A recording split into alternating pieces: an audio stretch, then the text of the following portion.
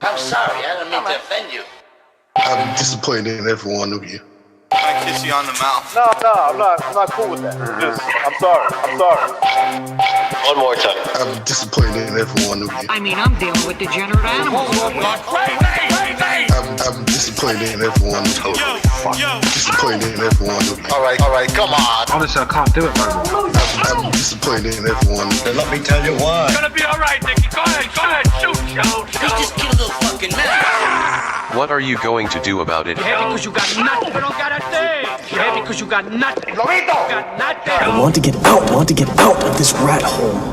I want to get online. I need BDA boxing.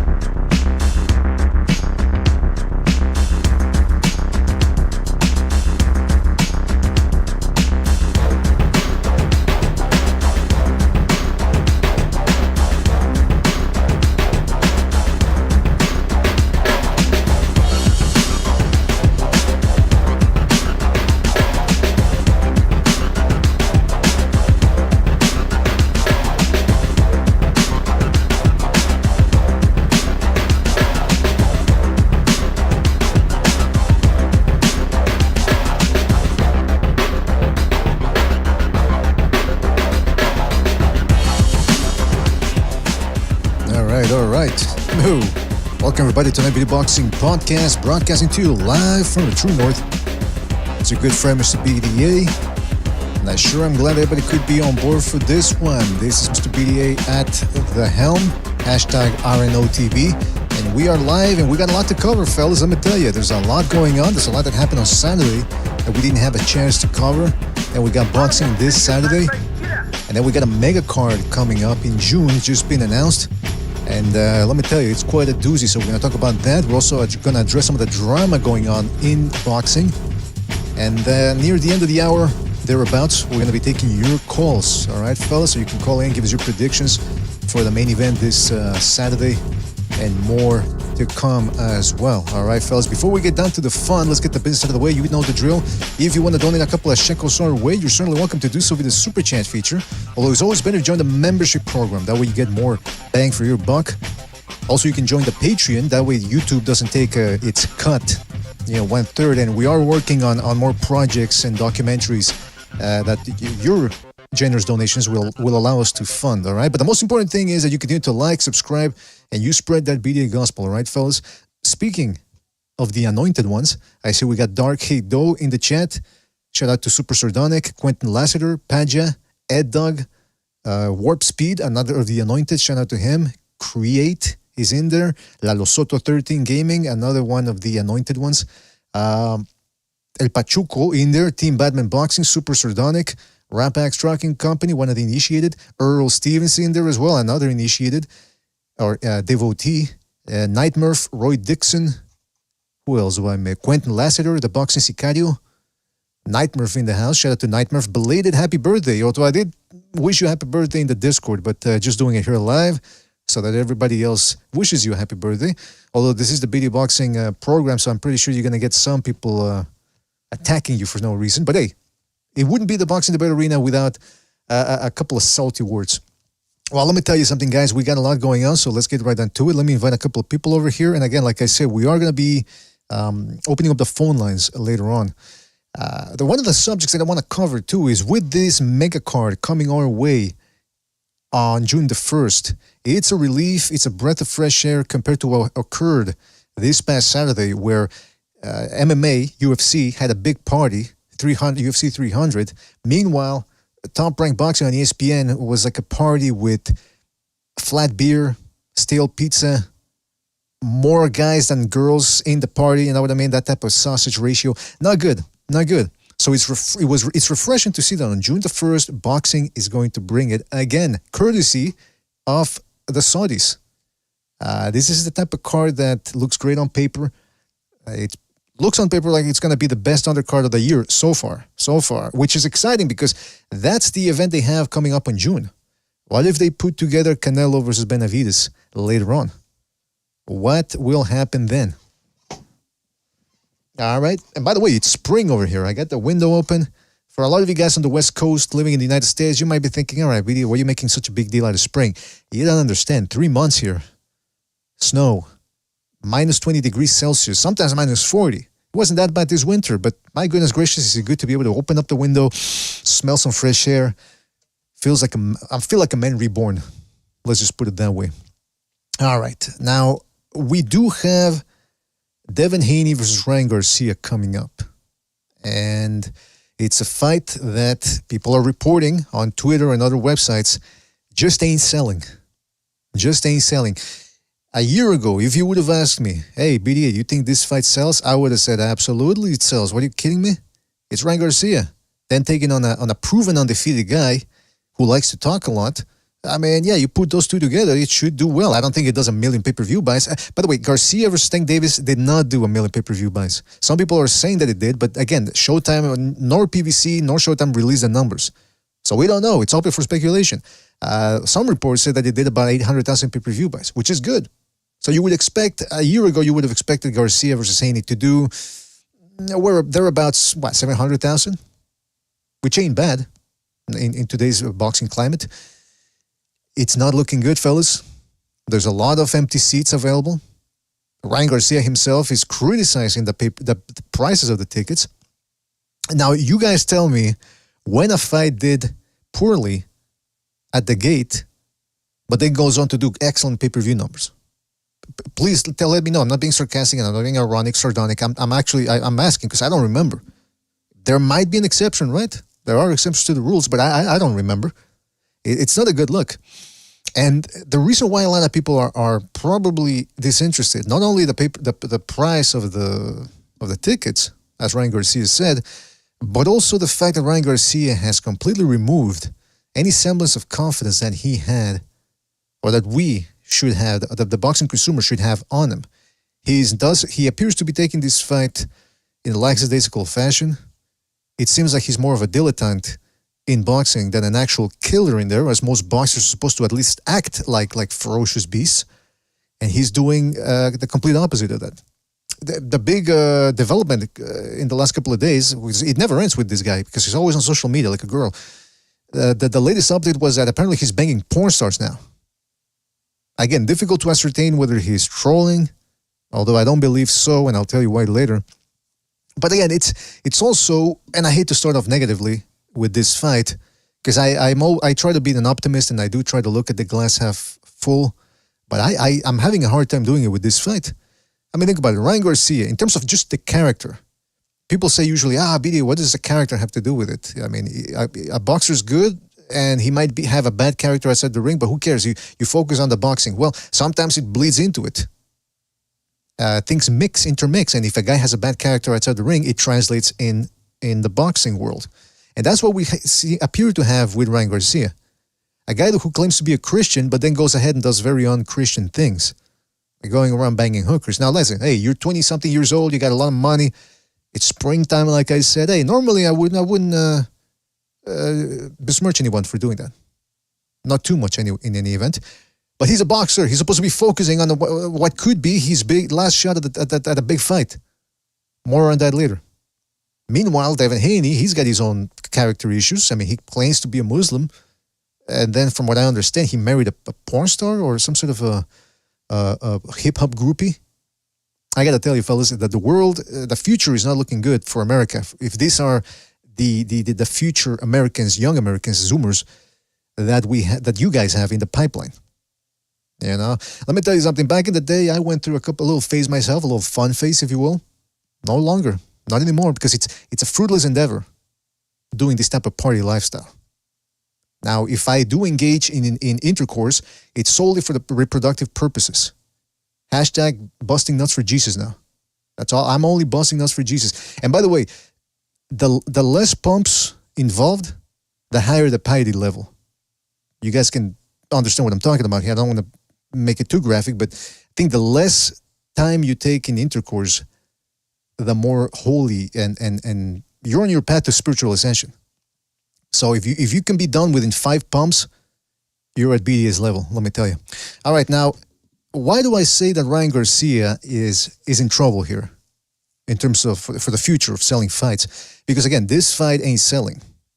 If he can sell against Devin Haney, who I understand he's not a pay-per-view star either, he's not mainstream, but he's got a name, he's got a fan base. You would expect that, like I said, 700,000 pay-per-view buys, right? Thereabouts. And a good gate. It's doing neither of those things at the moment. And this is bad for Ryan Garcia because say what you want about him as a boxer, the fact that, hey, he might not be take it too much seriously, or the fact that he might be overrated, blah, blah, blah, blah, blah, blah. But at least he had that selling point of a fan base that some of them did end up buying his fights. They're not doing it anymore. And people have lost confidence in that. So he's getting paid right now. But what happens in the next fight? Especially if he loses this one. Let's say he loses. You think he's going to get the money that he wants in his next fight? Why would he when he's not selling anymore? He's not a draw anymore. Tell you, he's in trouble. The only way he can remedy this is if he actually gives Haney the business. But it's very doubtful that he will. But let me tell you why, if you would have asked me a year ago, why I would have given Garcia a bit of a chance. Because of the physical attributes that he possesses. Height, length, speed, power. And he's not a dummy in there when it comes to boxing skills. Listen, people can say whatever they want to say about the Tank Davis fight, which ended in a stoppage. But he was doing well. Other than the knockdowns, he was doing well against Tank Davis. He was pressuring a power puncher. Now, some people could say, yeah, but BDA, that was dumb in hindsight because he ended up getting caught. I don't think it was that dumb. He tried to make the fight. If he would have stayed on the outside, it would have been even more boring, and he might have even been caught anyway.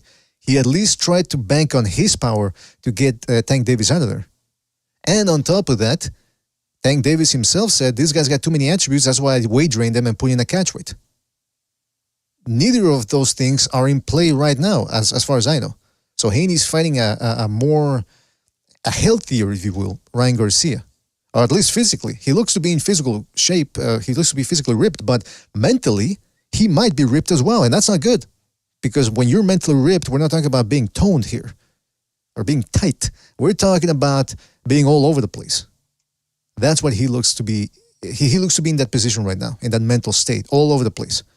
So what happens if he goes in there against Devin Haney? Haney starts sticking the jab. Ryan Garcia finds it more difficult than he expected to hit Haney. Meanwhile, that jab keeps getting stuck in his face. What's he going to do if he's not in the proper mental state? I tell you what's going to happen. He's going to get crazy. He's going to get rambunctious, impatient, and it's going to be a vicious circle. That's why I'm expecting if his mental state is less than stellar. If he's okay, which I doubt, he's going to be pushing Haney. I'm telling you, he was walking Tank Davis down. Why do you think he would? The only way I could see him not walking Haney down is if Haney's technical abilities prohibit Garcia from getting on the inside and cutting the distance. And how does Haney do that? That jab. Some people have criticized me for saying that Haney has the best jab at 135 or 140 now. I still believe that. I think if you put Haney in against Richardson Hitchens, I think Haney boxes very well from the outside, and I think that jab would be the X factor that would carry him to victory over a guy like Hitchens. But I do wonder whether that can happen against Garcia. Because again, I predicted Haney was going to outbox Prograis and do it easily. And that's not a knock on Prograis, that's just because of the stylistic matchup involved and the fact that Haney is a superior technician than Prograis. And Prograis, if you watch that fight, was giving Haney a lot of time to think. He's on the outside. He doesn't know how to cut the distance well. You know how Prograis cuts the distance? Rewatch that video that I did before the fight. He jumps in with a 1-2. Very rarely does he set up that 1-2 with anything else. No jabs to the body, no lead hooks, nothing. It's just a 1-2. So at 34 years old, against a faster guy like Haney had it was a walk in the park for him. Now he's fighting a guy in Garcia who is younger, has fast hands like he does, faster than Prograis in any event, and he actually cuts the ring off. He will actually pressure Haney. So a healthy Ryan Garcia could give him hell. But that's the reason why people aren't buying this fight. It's because They don't expect him to be all there. And even the people that expect him to be all there mentally aren't really giving him that much of a shot either in the boxing department. So it's a bad event here for the zone. They seem to have a dud on their hands. And that doesn't usually happen with the zone. But again, this is the fighter's fault because of the money that they demand. So the zone has to pay them beaucoup money. And in order to recoup that money, they have to put on pay-per-view. This is the zone, by the way, who they said a while back that no pay-per-views. Well, now they're on pay-per-views. I mean, listen, guys, in boxing, whenever I got a person, whether it's a promoter or a boxer, tells you something, forget about what they say, focus on what they do. Same thing with this whole Canelo Benavidez malarkey. They're all saying things or not saying things, but eventually the fight's going to happen. And all of this discussion that people have been having for the past months, it's going to be null and void. And it's the same thing here with the zone. Oh, no more pay-per-views. They do a pay-per-view. Or Deontay Wilder, as we're gonna see later on, says no to Eddie Hearn. Eddie Hearn's a bad man. He cracks a mean whip. And then look at him now. So we're going to be focusing on that later on. But I'm curious to hear your thoughts, fellas, on the Haney-Garcia fight. Is this going to be a walk in the park for Haney, just like it was with Prograis? Or does Garcia bring in a different style, different moxie? Is he actually crazy? Or is he taking this fight seriously? Again, physically, he appears to be okay. He seems to be in good shape. But boxing is a mental game as well. You can be the best shape you want, but if you don't believe in yourself... A little example. Or small example, rather. Let's say you're physically fit, but you're tense. You're going to get tired far faster than if you were relaxed.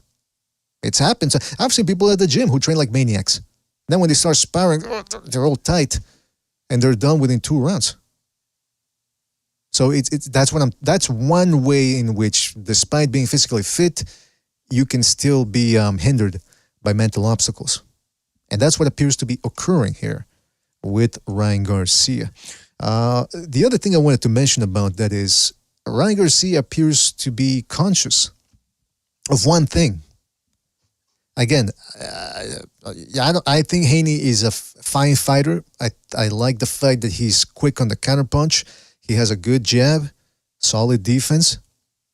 But some people within the media as well, and fans obviously, have tried to make this guy out to be a force to be reckoned with. Some sort of dominant feature or figure, rather, in the boxing world. And, if he was that, he should have easily outboxed Lomachenko. Because that's the book on Lomachenko from a lot of people, especially the Haney supporters. Lomachenko is a smaller guy, overrated. He's older, obviously. Then why didn't Haney outbox him easily? I mean, let's say that he actually did deserve to win. Let's go with that. All right? I'm not saying he did, but let's go with the idea that he deserved a decision. He had to go through hell to get it. So again, when I look at that fight, when I look at the Jojo Diaz fight, I don't know how good he is. Now, the last time he fought somebody that was taller than him was Santiago. What was it here? A guy from the Dominican Republic, I believe. Now, this was in 2019, and if I remember correctly, Haney was barely 21 at that time. So things have changed in 4 years. He's a different fighter, an improved fighter. But he's fought shorter guys and southpaws in the last couple of fights. When he fought Jojo Diaz, that was a southpaw. When he fought Lomachenko, shorter southpaw. Prograis, slightly shorter, I think, maybe because of the way Prograis fights, more crouched down, and also slower as well. He's fighting a guy his same age who's got equally quick hands and heavier hands. But again, the main asterisk here is that Garcia might not be there mentally. But here's what Ryan Garcia has been saying about that. He says that he believes that people are overrating Devin Haney's boxing ability, which might be true. But then again, what about his boxing ability? Perhaps he's overrating his own boxing ability. But anyway, let's see what he had to say. He says, I think people overrate his ability. I am underestimated, he says. They hate me because I won't shut the fuck up. Well, you're disliked more than hated, but people do dislike you, and it has more to do with just you when you're talking. But anyway, I'm going to keep doing that no matter what. At the end of the day, they just hate on me. See, that's a classic Zoomer mentality right there. Criticism for them is equals hating. I've been accused of that too, by the way. I criticize the boxer's skills. Oh, you be hating. Why you be hating? Why I be hating? Let me tell you something. When you are hashtag RNOTB, you have the right to criticize. And listen, my criticism has, I hate to toot my own horn here, but it's warranted. Some of the criticisms that I gave out, I pointed out with video evidence as well, in terms of boxing technique and all that. And, the video doesn't lie. But I've had people tell me, I remember when I was showing a video of Teofimo Lopez after the Lomachenko fight, and I was saying that this guy's, one of his main issues or problems is that jabs get through. And that's why I would have picked Haney if they would have fought in 2021. In 2021, when that fight looked like it was possible. And somebody, I made a video about that, and I showed evidence of Lopez getting hit with multiple jabs by different opponents consistently. And somebody said, man, this guy don't know what he's talking about. He be hating. I said, all right, there you go. I think the guy was Guatemalan or something. I don't know. He had the Guatemalan flag. And then Garcia goes on to say, I was one of the best in the amateurs. I lost one fight to a guy who's arguably one of the best in the world, and he had to weight drain, and he had to put in a rehydration clause. I mean, these are valid points. And I would, like I said, I would expect a tough fight for Haney if Garcia was there mentally. Because again, fellas, make no mistake about it. Some people are saying that there is a possibility that Garcia is faking, that Garcia is not crazy, and that he's just doing this to throw Haney off. Let's say he's doing that. This is the same guy that was championing mental health. This is something that Steve Kim pointed out a couple of months ago. He said, okay, let's go with the idea that Ryan Garcia is not crazy and this is all for show and a tactic, a ruse to try to get Haney to lower his guard. That's going to backfire on a PR level with Garcia because, again, he was the guy that was championing mental health back in 2021. People actually gave him sympathy for it. And now he's pretending to be mentally ill. I mean, that's a bad look, man. Again, very unchristian, if you ask me. And I'm aware nobody's asking me, but you're listening to the show, so what the fuck do you want from me? The point is, there's a fight that ain't going to sell all that well. That's the way it's looking. And yes, the hope, if you want a competitive fight, is that Garcia is just doing all of this for show. But that's a big if. I was talking to Jimmy off the air about this, and I was showing him some clips from Garcia against Tagoe, because Tagoe does have a similar style to Haney, and Garcia was walking him down and all that. And we started talking about, well, if Garcia does this, he might have a shot, or if Garcia does that, and if he tweaks this. And then I realized, wait a minute. I have a rule. When you have an underdog and you have a lot of ifs for his plan to victory, the more ifs involved, the less the percentage of this guy winning come into play. In other words, when you got too much ifs, it's highly unlikely that he's going to fine-tune all those ifs on fight night. And that's what we got with Ryan Garcia here. But we do not be surprised if he does give Haney a tough fight. But again, it's doubtful that he will because of the way he's been acting. So just putting that out there. What else? So yeah, that's the main event there. I don't even know if I'm going to buy it, fellas. I don't know if I'm going to buy it because of Garcia's mental state. If he's not going to give it his all, why should I give money? And look, money, I spend it here and there. Mr. BD has got no qualms. I'm not a frugal person. At least not when it comes to boxing. I'll pay for the pay-per-views, but I do have a limit. And when a guy refuses to take his career seriously, then I refuse to give hard-earned money to him. It's just a principle, is what I'm saying. On the undercard, you got Arnold Barbosa taking on Sean McComb. Now, it's interesting because Barbosa managed to beat that African dude that what's his name? Not Clement. Hold on a second. I'm going to find the names here. Sorry, but I seem to be off with my names nowadays. Too many names. You know, at my age, you start, you can only remember so many names. And that's what happened here. But yeah, his last opponent, what the hell? They have, if you go to Wikipedia, it's not updated, by the way. They don't have the full list of fighters. He beat Zhilei Ndogeni, African guy, right? Murataya, who I've been impressed with, couldn't take him out. Murataya looked flat in there. Whereas Barbosa did manage to take out the African guy, the African fighter. So it makes you wonder, whoa, how good is Barbosa?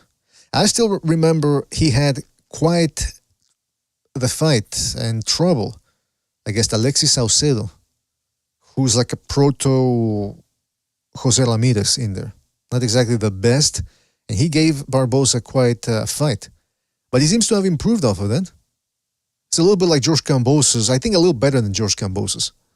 But, you know, evidently the hope here is, now that he's with Matchroom, that they're going to put him in there, could put him in there with the winner of Haney versus Garcia. We shall see indeed.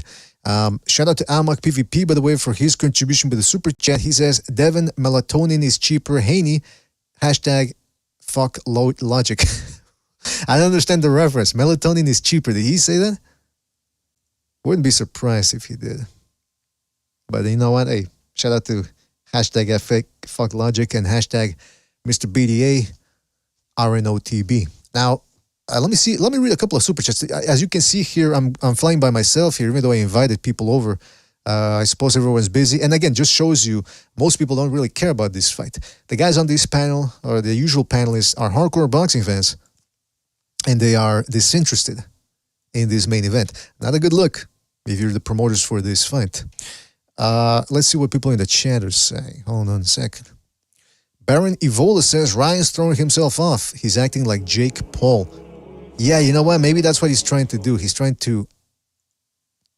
acting. There is a possibility that, again, he's misguided and he's playing the angle that he's crazy, even though it's going to backfire on him because of all the championing he did for mental illness before. But he does, if he is indeed trolling, you can tell that it could be trolling because he's trying too hard, just like Jake Paul is.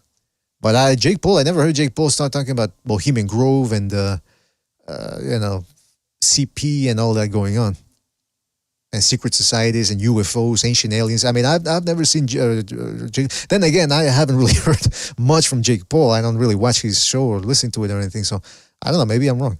Sean Anthony says, shout out to Sean Anthony, says, Ryan Garcia sucks. I mean, hey, when you fail to take boxing seriously in training and all that, I mean, the fact that he threw Joe Goosen under the bus after the Davis fight, this is a guy that will throw anybody under the bus but himself. Although he kind of did when he said, I wasn't taking training properly. But then again, that's a bit of a cop-out too, because if that would have been all he said, okay, maybe, he's blaming himself. But then he's blaming De La Hoya, he's blaming Hopkins, he's blaming Joe Goosen. Surprised he didn't blame God. Rafael Garza, shout out to Garza, who's another of the anointed. He says that fighting between Ryan and Oscar De La Hoya is also hurting Ryan. The Mexican and Mexican Americans like De La Hoya. Oscar is the Michael Vick, the Michael Vick of box. Well, there's some cockfighting going on with De La Hoya, if you know what I mean. That's for sure. No, wait a minute. Vick was dogfighting. All right, forget that reference. Joe Biscuit says, Ryan hates training. Doubtful that he can come in prepared. Larry Lopez says, stop it, BDA, you will buy it. Well, see, Larry Lopez knows me a little bit there. Because that's what I say days before a fight, and then on fight, and I break, and I buy the fight. King KO says, there's no buzz for this fight. Let's face it. Quite interesting and surprising, wouldn't you say? That this fight has no buzz. This is like that top rank event that we had this past Saturday. It's stale, it's flat, and Mr. BDA doesn't like that. Hunker Mustang says, not everyone can be as Christian as you, Mr. BDA. Well, I'm Christian, but not fully. I'm non-denominational, if you will. The true path of the Crimson Cross is something that's a little bit more complicated. Too much time to explain, and this is certainly not the show that we're going to get into it today. IFF says his mental state is fine. Don't get drawn into it. He's selling the fight. Well, I'll get drawn into it if I want, man, because again, it's one thing to troll, but then some of the things he's been saying, such as, again, Bohemian Grove, CP, the Deep State, black budget programs, that's not something you just talk about to troll, especially when he was championing mental health 2 years ago. Now he's throwing people who suffer from mental health under the bus.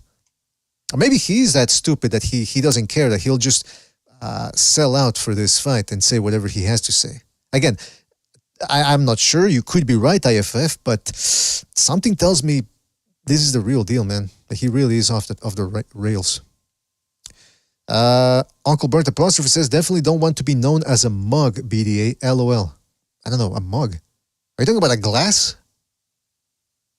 Is that what you're referring to as a mug, like a root beer mug? I don't know what he means. Baron Evola says, that's the thing, Larry. It's not like Ryan isn't talented. He is. He's just a waste of talent that never put in the work. Yeah, that's what Jimmy was telling me off the air. He's like, man, this guy's got so much abilities, hand speed, good reflexes, power. But perhaps he got too much too quickly.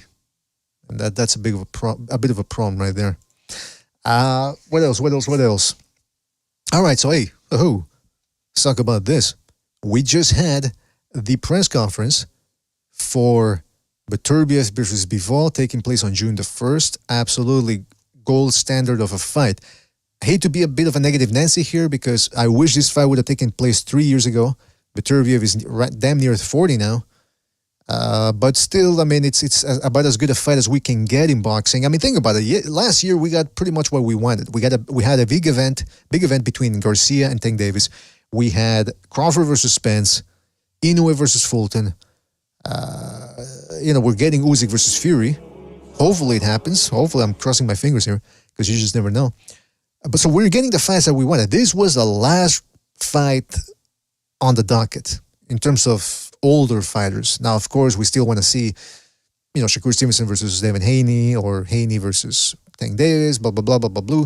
Even a Tank Davis versus Matias fight, people would like that. But really, Beterbiev Bivol was one of the last things on the list before we restart the cycle, rather, and get on to the next generation of boxing. So this is very good, and Beterbiev Bivol, undefeated fighters, this is about as close as a 50-50 fight as we've seen. This is the definition of a 50-50 fight, is what I'm trying to get at. And then also, they announced a card on the same day via the Zone, I believe. This is Queensbury Promotions. It's putting up its roster against Matchroom Promotions rosters. Now, let me tell you, when they announced this, when this was in the pipeline, I expected a bunch of British matchups, which I'm not one of those guys that says that to in a what's the word I'm looking for here? Negative aspect. I'm not saying that in a negative fashion. It's like, but domestic British guys, blah, blah. Because I mean, let's face the fact, there's a bunch of domestic American fighters who are Ameribums. They're not world class, but because they're American, they get more shine, blah, blah, blah. But let me tell you, color me surprised when they announced today's card. It is, like I said in the beginning of the show, perhaps the best card so far, at least on paper. We got Craig Richards, always a tough guy, taking on Willie Hutchinson. That's a good appetizer to start off the evening. Then you got Austin Amo Williams, undefeated from the Matchroom side, taking on Hamza Shiraz, who is perhaps one of the diamonds over from Queensbury's roster. Then we got Raymond Ford, undefeated from Matchroom, taking on the undefeated Nick Ball from Queensbury. I mean, let me tell you, this is a classic slugger versus boxer fight. Obviously, Nick Ball, for those who are familiar, is a slugger, and Raymond Ford is the boxer. Raymond Ford coming off a great win over what was his name again? Kolmatov. He pulled that fight out of his ass, man. He was losing that fight, on his way to losing, before he pulled a Julio Cesar Chavez, Mildred Taylor. So that's going to be a very interesting one. Nick Ball, some people felt he was unfortunate not to get the decision win over Vargas. That fight was a draw. Some people felt Ball deserved the win. Then you got Daniel Dubois enjoying a bit of a renaissance coming off of a win over Jarrell Big Baby Miller. Then you got Filip Hrgovic, who not that long ago was considered one of the boogeymen of the heavyweight division. Lost a little luster because, just like Ray Vargas, some people feel that he was fortunate to get a decision against, a favorable decision rather, against Zhang.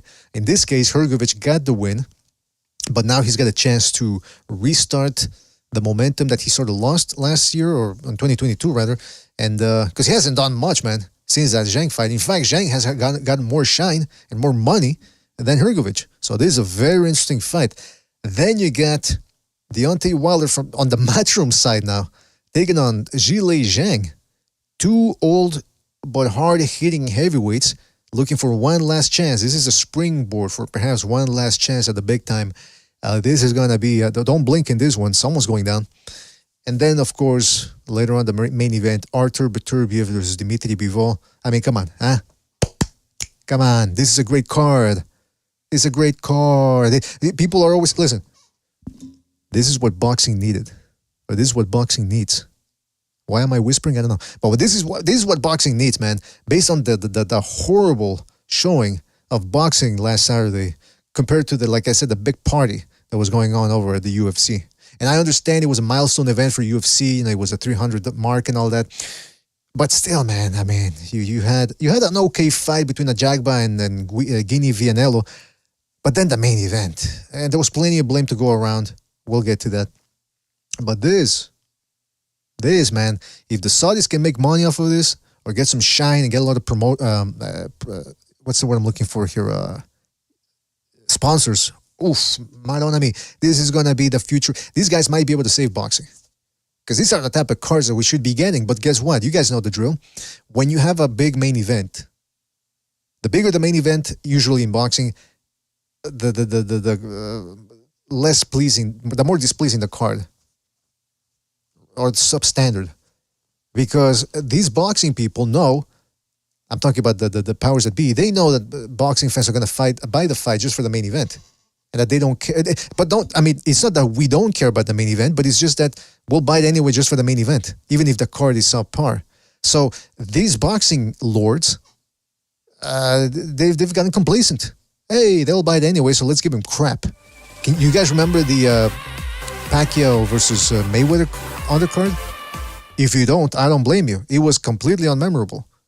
Forgettable. Because they knew people were going to buy it. So they've gotten complacent. Meanwhile, the UFC is putting on stacked cards and they're kicking boxing's ass. Well, at least this past Saturday. And I understand the economics of boxing are different. I know boxers earn more, so putting on this type of cards is more difficult, or this type of undercards, but it's certainly doable. And let me tell you something. These cheap boxing press conferences that they do, where it's always the same thing. They've got the promoter comes in. This is going to be a great fight. Of course, you're supposed to say that. Then they bring in the guy who owns the venue. Then they bring on another promoter. Then they bring on an announcer. Then they bring in the coaches who have nothing to say or very little to say. And it's always the same thing. It's always boring. Every once in a while, you get a little bit of fireworks, like Caleb Plant versus Benavidez, or Haney versus Prograis. That was a good press conference. For the most part, it's just, and I'm not saying they should fabricate, strife or anything, and to get these guys jawing when they don't really feel like it. But at least also, here's the other thing the UFC does. They take questions from the audience. Can you imagine the PBC doing that, or Matchroom doing, or anybody doing that, letting the audience ask questions? You know why they don't want to let people ask questions? Because they got too much to hide. Imagine a press conference with Tank Davis and Frank Martin, and you get a bunch of people. Imagine you get some of the people listening right now from our audience here in the chat room. Imagine they fucking sneak their way into that press conference. My goodness gracious. They would roast these fighters. Imagine asking Tank Davis a bunch of demons back and forth. Why aren't you fighting this guy? Why aren't you fighting Shakur Stevenson? Why are you with a failing and faltering promotional company that's only getting you at the most 2 fights per year? Blah, blah, blah. They would never allow that. But you saw what they did with this press conference, and you saw the commercial, bang-up commercial that they did for this 5 versus 5 card. They put money into it. It was like a mini movie. Reminds me of those short movies that they used to make for Ferrari, or I forget which car company. They had different directors making these mini movies that were centered around the product. Takes a lot of money, but it pays off because it lets the fans know, hey, we're actually going to put a little effort into this. How about you buy it? Shout out to Jay Nels. Oh, Jay Nels, I haven't heard from him in a while. Shout out to Jay Nels for his contribution with the Super Chat. He says, when has Wilder ever felt real power like Zhang? Joey Parker said in an interview that he never felt power like Zhang's, and he's been hit quite a few KO artists in his career. You know what? That's a great point there, Jay Nels. That's a great point. I'm thinking about who the hardest puncher that Wilder ever fought. I'm going to go ahead and say Luis Ortiz. Yeah, I'm going to say Luis Ortiz. Duhapis was an aggressive guy, but he doesn't hit as hard punch for punch. Same thing for Steve Hearn, although he could whack, but he was too short as well. He was more of a wear you down type of guy. Tyson Fury wore him down. He dropped him, but that was really just when he got him off balance. Like the first knockdown in the third fight was because Wilder had his legs crossed, his feet crossed actually. And then later on, he wore him down and hammered him down, and that's how he took him out. But you're right, man. This could be... I think Zhang hits harder than Luis Ortiz. Similar fighters, too, by the way. Old southpaws who will just stand in front of you, which could be bad news for Zhang, by the way. But nevertheless, I do think he's got heavier hands than Luis Ortiz.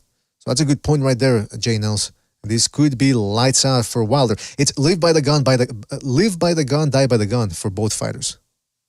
Shout out to Earl Stevens, for reestablishing his membership program. Shout out to him. He says, I blame the boring fighters and journalists. UFC gives fight of the night bonuses. Boxing sucks off boring fighters. Excellent point right there from Earl Stevens. I gotta tell you, excellent point from Earl Stevens. The mainstream media, the media members enable some of the behavior that we see from these boxers. I'm telling you, it's starting to change now. It's starting to change. And I don't want to be paranoid and schizophrenic and say that that's because we've been pointing it out. I'm not that crazy.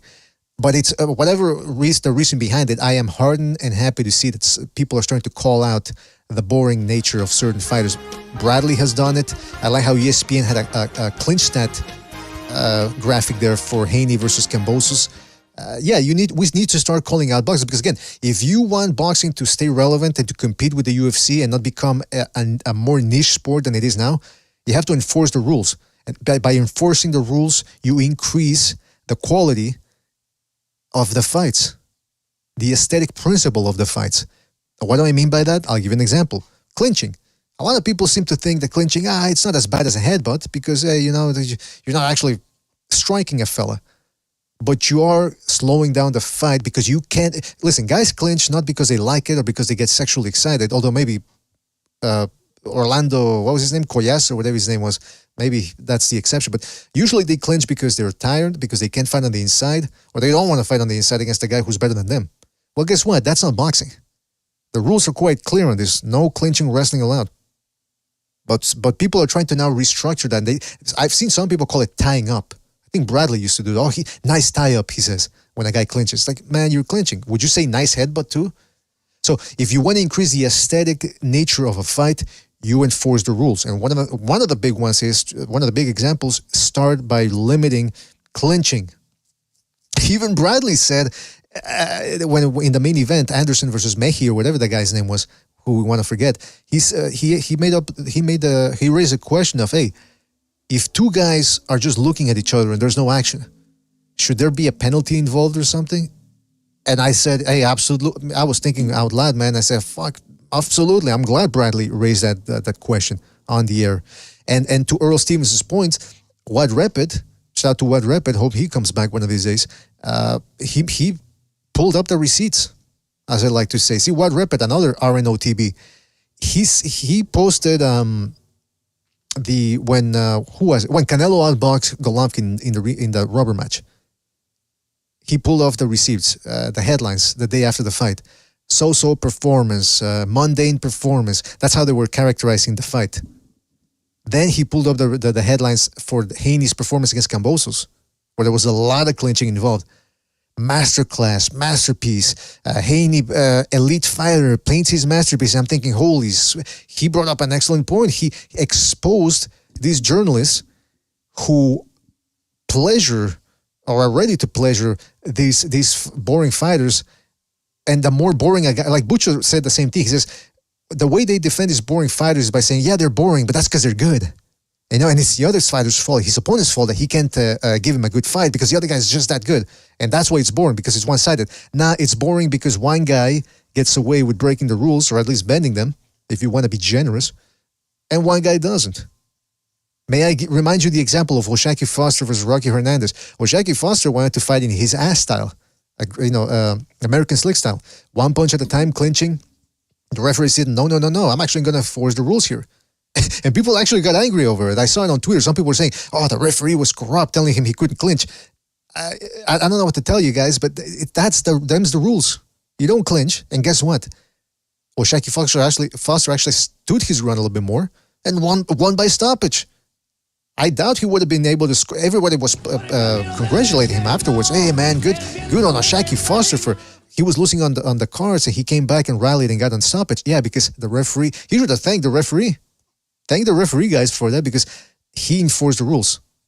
So that's what I'm trying to get at here. That's my argument. Enforce the rules across the board. You improve the quality of fights. But these journalists we have to start calling out these journalists too, man. These guys at a boring fight, a clinchathon. And these guys are showing you their heart on pretty much through words on the screen. Go, oh my God, what a great fight. What a great exhibition of boxing. That's not boxing. Shout out to Nicholas Argyros for his contribution to the super chat. He says, blaming fighters for clinching is like blaming illegals for crossing the border. It's the referee's job to take points for clinching. Well, that's the other problem there, Nicholas. Thank you for your contribution. The referee is also the problem. Because, when Caleb Plant was fighting Benavidez, he was clinching a lot too. And that was Kenny Bayless, by the way, who he's retired, and I forgot to send him a thank you note for retiring. But when Benavidez then started saying, okay, you're going to clinch me, I'm going to use my forearm to push you away. And as soon as he did that, what happened? Kenny Bayless starts warning him. To the point where he even went to Benavidez' corner during the rounds. He goes, hey, the elbow, stop that, the forearm, stop that. And then Jose Benavidez Sr. is like, hey, well, what about the clinching? And Kenny Bayless just walked away, turned his back on him and walked away. So, yeah, the referee is supposed to enforce the rules. But guess what? When he doesn't enforce the rules, then what are you supposed to do? So the referee is the first line of defense to enforce the rules. If he's not doing it, either because he's incompetent or corrupt or both, then it's up to us to point it out. And I will never stop pointing it out. People can say I'm crying and complaining, blah, blah, blah. That's because you got no arguments. I'm not talking to you, Nicholas, by the way. Shout out to you. I'm talking to the people that endorse and they actually push and encourage clinchathons. Ridiculous. We're not going to stop calling those out here. And people are starting to jump on the same train here. So the people that are defending clinching, you might find yourself on the wrong side of history. Shout out to Warp Speed for his contribution to the super chat. Shout out to Warp Speed, who says, Mr. BDA, please understand, clinching and holding are two different things. Loma clinches, Buatsi holds. One is an offensive tactic, the other is defensive. Well, even when Lomachenko clinches, he does it for a half a second. So if I'm enforcing the rules, I would start warning him. It's like, hey, why are you doing that in the first place? But at least his case isn't as egregious as, like you said, holding. So yeah, I'll go with that. There is a difference. You could say there's a difference between clinching and holding. My point is, as a referee, I would no both of them. I would tell the fighter, hey, what you're doing right now, big bozo no. And I stand by that. But shout out to Warp Speed for his contribution to the super chat. Skull Kid says, you're telling the truth, BDA. Well, when it comes to the clinching, I believe the arguments are set in stone. I think they're rock solid. I think they're airtight. And again, I'm not saying this. Like I said, if Lomachenko starts clinching, I would warn him. So it's not about the fighter, whether you support one fighter or not. It's you support boxing. If you want to improve the quality of the fights and the aesthetic nature of them, you just got to go with what I'm saying here. What else we got here? So when did I start getting into this? Oh, because of Earl Stevens. What's his name? What Earl Stevens said about the clinching and the journalists. That's true. It's the journalists too, man. They're a problem. They are a big problem. Excuse me. I think I forgot a super chat here. Let me check it out. Hold on a second. Oh yes, I think I missed a bunch of them. All right, shout out to Amak PvP for his contribution to the super chat. He says, Devin Baconburger Assassin Haney. Hashtag fake. No, wait a minute. Hashtag fake Muslim. I mean, I'm telling you, it's nobody's perfect. There's no such thing as a perfect Christian, a perfect Muslim, a perfect Buddhist, Shinto Buddhist, whatever you want to be. But at least try to adhere to the tenets of your faith. When you're out there, you claim to be a Muslim and you're marrying prostitutes and eating bacon burgers and eating during Ramadan. I don't know. I mean, I think there are certain exceptions for Ramadan, but I think they're real exceptions. They're not just because I don't feel like it, so I'm just gonna eat during the day or bang during the day. I've seen people do that. What else we got here? Shout out to the Quacks as well. Shout out to the Quacks who said, I think Wilder will pull out with an injury. Whoa. I hope that doesn't happen. But for some reason I can see it happening because of the age factor involved. Neither guy, I could see Zhang pulling out with an injury too. Both guys are close to 40 now. Or I believe Zhang is 40, isn't he? So at that age, you never know, man.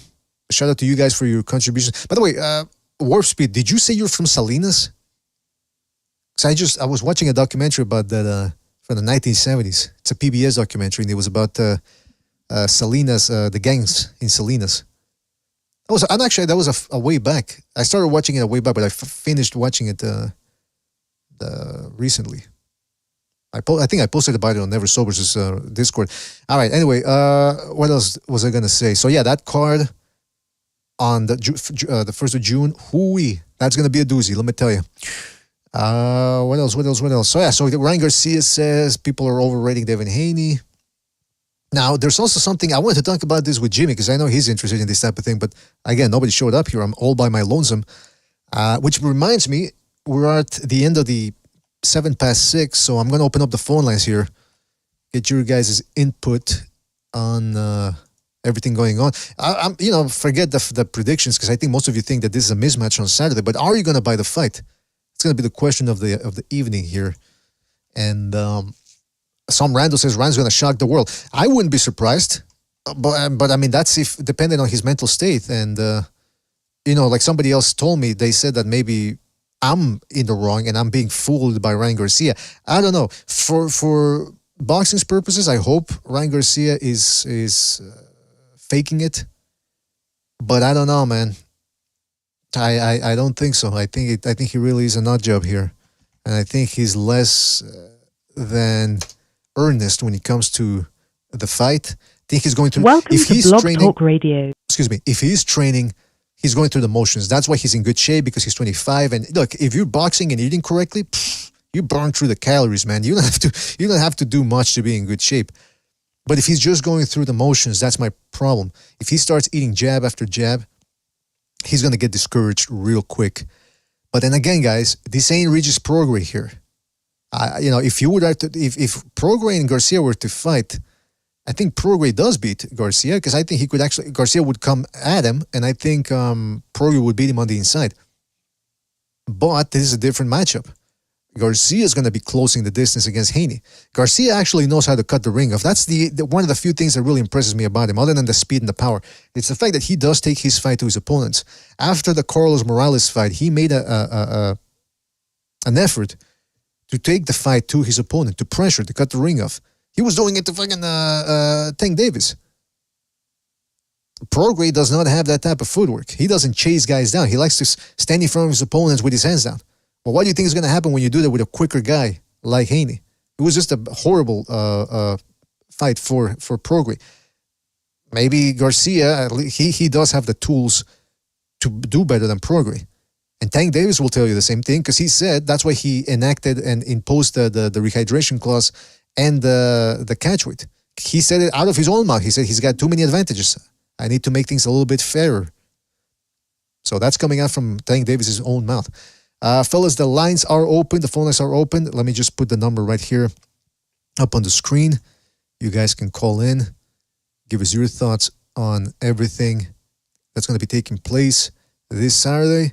And I'm going to put the number up there on the marquee. There you go. There's the number. And let me go see if we have some phone calls here. Indeed we do. 917. Hold on a second. 917, you're on the air. 917, what's on your mind? Hey, how's it going, man? Doing fantastic. Saturday should be pretty interesting. First of just all, a few things to know. Sure.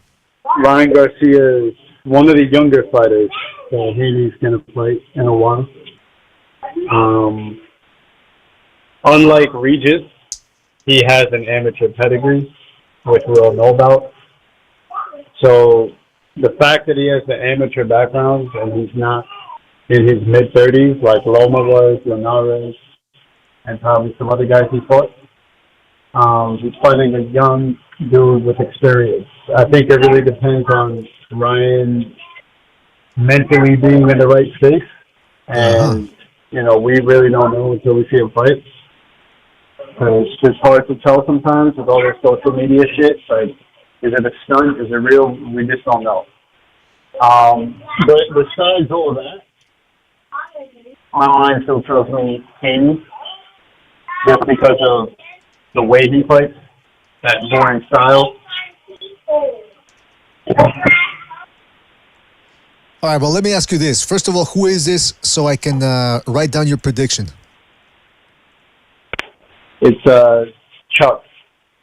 Chuck. Okay, that's all right. I know who you are, but whatever. We'll go with it, Chuck, for today. What's your prediction then? Prediction is...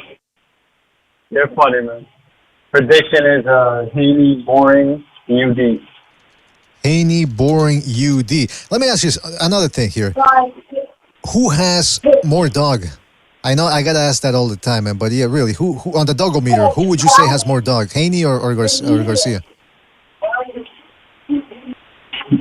To be honest, I think it's even. I think the difference is that with Ryan, the dog comes out in a reckless offensive way, and with Haney, the dog is expressed in more of a like stick to the game plan, take the punches, and don't let that person throw you off your game. Like it's like a tenacity to like stick to the game plan and not let that other person force you to fight another way. Yeah, that's a good point. It's like a defensive dog. Does that make sense? Like, a defensive dog, yes. I've been attacked by a couple of defensive dogs. You know, when you're out in a tree with a pair of binoculars looking into your ex or something, yeah, the dogs come out and it's like a dog that's tied to a tree, and every time you try to pet it, it nips your hand. That's a great way of putting it. Let me tell you. You can't pet the dog. You can get close to it, but when you get close to it, it'll nip you. That's a great way of putting it, Chuck. Anyway, listen, Chuck, we got a couple of other phone calls here, so anything else you want to say before we move on? Well, you had another question. You said you wanted to know if we're going to stream it or not. Oh, yes, yes. You didn't say stream it, but buy it. Definitely not. I mean, it's going to be easy to stream. I mean, the only fights I would buy are,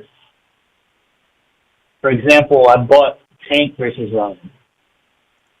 And that was because there was more excitement about it, one. Right, but two, a fight like that is usually harder to stream. I don't know if you noticed that, but I haven't noticed that because crash when it's kind of like a bigger, more hyped up event. Well, I haven't noticed that because of the fact that I pay for the fights. Let me tell you, Mr. BDA has to pay for the fights, so I have to set an example. So I'll take your word for it. All right there, Chuck? Anything else, Chuck? Come on, Chuck. No, that's it. All right. Well, listen, thank you for your call, Chuck, and catch you in the next one, man. Take it easy out there. Peace. There you go. That's Chuck right there. Yeah, that's the big question. You give me the two big questions. Your prediction for the fight, and then are you going to purchase the fight? That is something that we got to get down to.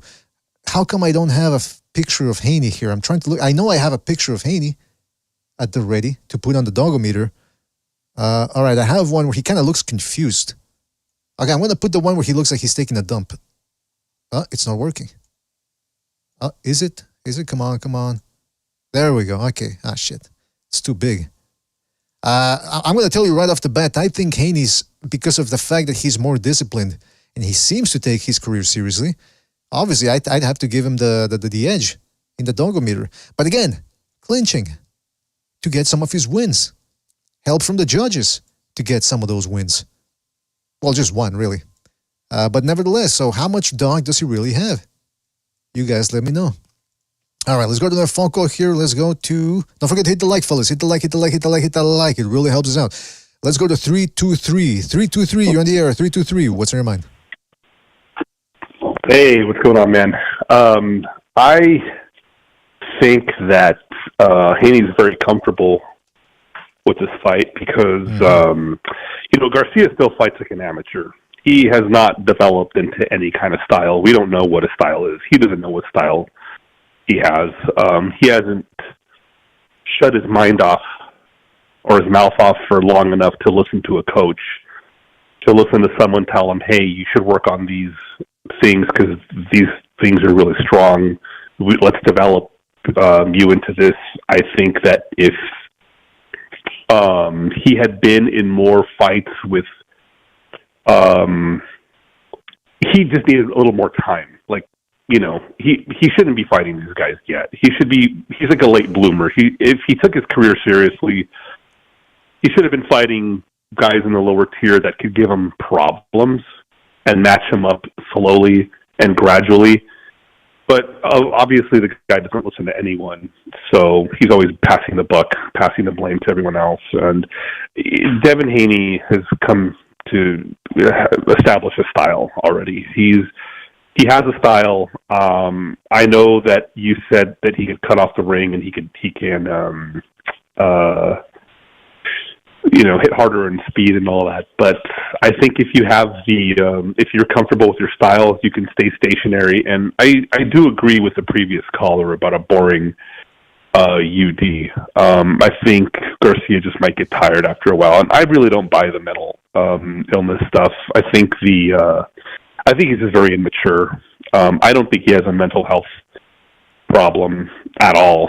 I think he's just an immature dipshit. So, and he's very comfortable. Like, listen, Haney's comfortable in his fighting ability and his style and his skills, and I think Garcia is just very comfortable being wealthy and having a lot of social media popularity. Of course, that's kind of what I see. I don't really see anything else that he can bring to the table. The fortunate part for him is that if he does decide to take his career seriously and he does decide to listen to a coach or listen to some mentor and establish a style, he still has a little bit of time because he's a young guy. But if he lets another year or two pass by, I think it's done. It's over. I mean, he's not getting any younger, and this is just in terms of his skills and his ability to fight and go to war with someone. So when you ask who has that dog in them, I would say still Haney has more of a dog in them because he was hurt by Linares, even though he fucking danced, like slow danced with them for 2 rounds. That's experience. I still count that. I didn't like it. It wasn't pretty, but that's experience. He has the experience to kind of hang in there and not throw in the towel and give up. Even when Loma had him in trouble, he hung in there. And I just don't see this. I mean, everyone knows this is a whitewash. This is a mismatch, and it's going to be a whitewash. But the only part that I'm hesitant to. I want to watch it. I want to pay for it. I really do want to. I do want to support this, but it's just going to be another boring Haney fight. That's why I have a hard time parting with my money.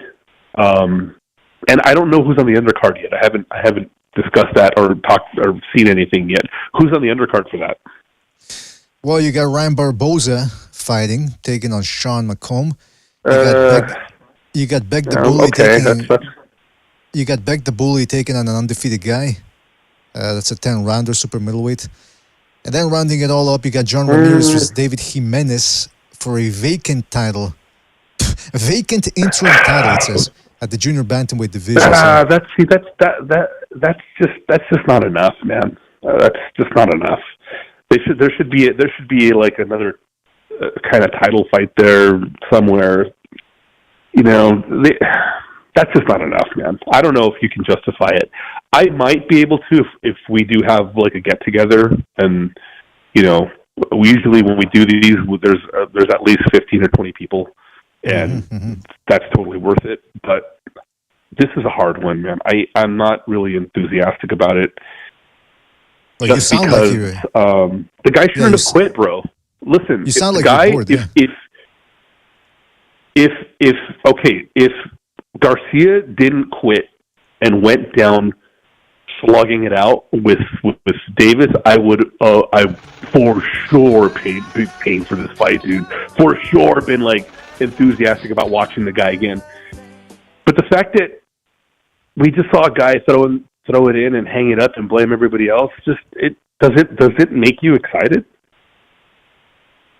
Absolutely not. That's why I argue that this fight was one of the reasons why this fight ain't doing well at the gate. And he's probably going to do horrible at the box office because Ryan Garcia has thrown into the trash what little traction he had with the public. That's what I think. So hold on. Just to recapitulate, because we're running out of time here. You said then, hold on a sec. Prediction League. You said Don Madrazos. You've got Haney by boring decision, right? Yeah. If there was a category for that, that's his, him and Shakur should own that category together. No, I mean, you know what, VDA, I'm such a fucking sucker for the sport. I'll probably pay for it anyway and watch it, but well, you do what you gotta do, man. You could hear I'm really enthusiastic about it. I haven't even said any bad words, really, have I? Or I don't know. That's what I was going to say, man. Hey, you're on your best behavior. Please do that on Sundays. Last Sunday you were cursing up a storm. Now it's not a Sunday. You're on your best behavior. Jesus fucking Christ! I love it on Sundays. Sundays are the best days. Yeah, I'm pretty sure you do. Well, listen, Don Madrazos, thank you for your call, and go get some crystal meth or something to wake yourself up, and we'll catch you in the next one, right, man? You know what? Yeah, that sounds like a great idea. Yeah, I'll go to my pasture and see what he's got. Anyway, see you guys. Bye. Take it easy, man. All right, that was Don Madrazos there. Again, another person dubious or doubtful about whether he's going to be buying this card, and I don't blame him. Let's go to another phone call. Hey, don't forget to hit the like, fellas. Hit the like. We're at 53 likes. Unacceptable. Let's get it up to at least 80. All right, so 27 people hit that like, and we'll stay on for a little bit longer. Otherwise, I'm packing it in. All right, wrapping it up after this phone call. 918, you're on the air. 918, what's on your mind? Yo, what's up, BDA? This is One-Eyed. Anyways, my opinion on this fight, easy. I want to say, I'm going to go for the bold prediction, but Haney by retirement, I think what's about to happen is he's going to disable Ryan's lead hand like Tank did and make him quit on the stool because he can't do anything about it. I was thinking that's what I'm thinking is, look, that body shot, it hurt, whatever, but he could have gotten up and he quit on his knees. I'm seeing the exact same thing. He's going to be like, I can't really beat Haney right now. He's a lot better. He's fought better competition. He's more refined. He actually has a style that he's refined. And it's not like Haney hasn't fought back. I mean, he was getting hurt by Loma. And I got to give credit. You got to give credit due. He was getting hit by Loma with some good shots. And instead of clenching, he decided, you know what? I'm going to fight my way out of this. And that's his last fight. That's what happened. You know what? Those are all excellent points, man. And also, because some people could say, well, what about how's he going to make him quit if he doesn't hit as hard as Tank Davis? My argument is he doesn't have to hit as hard as Davis. No. If he sticks that jab in his face, if he sticks that jab in his face over and over and over for 6 rounds, a guy can only take so much before he says, he starts getting desperate or something. Yeah. And like I said, Ryan Garcia hasn't shown us the sturdiest mental state out there. No, yeah, and so add to that is I rewatched the Loma Haney fight just to make sure in the Regis Haney fight, and all two of them I was like, oh well, Haney's more of a complete boxer. He's willing to get in exchanges now. He's got a masterful. We got to admit he's got some good footwork and a solid jab. And if Tank can take away that lead hand of his and leave Ryan into a one-arm fighter, I think Haney can too. I think he's going to box circles around him. Ryan obviously is going to get pretty upset, probably get reckless, maybe get clipped 1 or 2 times because he's getting reckless, overextending, and then he's going to be like, all right, I'm done here. I can't continue. I can't beat this man. It's over for me. And as for the undercard, I mean, let's be honest here. UFC Fight Night undercards are better than this. I'm going to be honest with you. I can't really say maybe the Beck fight. I might be buying it just for that Beck fight, but that's about it. I ain't going to lie to you. Yeah, you don't want to lie to me, first of all. But you know what? The flip side, and I understand why. I mean, there are people saying that they don't want to buy this fight. I no criticism from my end. It's not the greatest undercard, and then the main event. There's a reason why it's doing bad at the gate. By the way, did you say your name is 19? I think I misheard you. Oh. See, every time you say one your eye, name, I'm actually I'm half blind in one eye. Oh, half blind. Okay. I thought you said half night. See, I'm half deaf then. Half blind. Okay. Yeah. I did want to say this though. What do you think about this? you mentioned the fact that he took the punishment from Haney, took Lomachenko's best punches. Do you think the flip side to that could be that, okay, Lomachenko's a 5'6" guy, practically a featherweight, like somebody in the chat said, Quentin last year in the chat said that. Does Garcia at least have a shot with his size and his power? I think like if somehow Ryan is playing some like fifth dimensional chess, the dude's actually been training his butt off. The man is somehow getting into the hyperbolic time chamber, trained for over 9,000 years, mastered 9,000 years of Chinese kung fu, and he comes down there in his A game. Honestly, that power and that speed will be an issue for Haney, and I think at that point, I mean, Ryan's got it in the bag, because if Loma is able to hurt him, if Linares is able to hurt him, I mean, I don't want to know what, Ryan Garcia, fully healthy, this hyperbolic time chamber, 9,000 years of training, anime protagonist Garcia could do, But that's all like that is all like theoreticals, maybe what ifs, whatevers. I don't know. At least from what I'm seeing, Ryan does. And from what other people have said, as an old coach, even Eddie Reynoso has said, he just doesn't like to train. And honestly, I can't tell if he's playing 5D chess for all these years just to, take Haney down in his absolute prime, or, his absolute peak at his absolute best, or if, he's actually just a guy who doesn't like to train. I don't know. All I could say is what I'm seeing right now, he doesn't look like a guy who wants to train. He doesn't look like he's taking his career seriously, and that's how it is.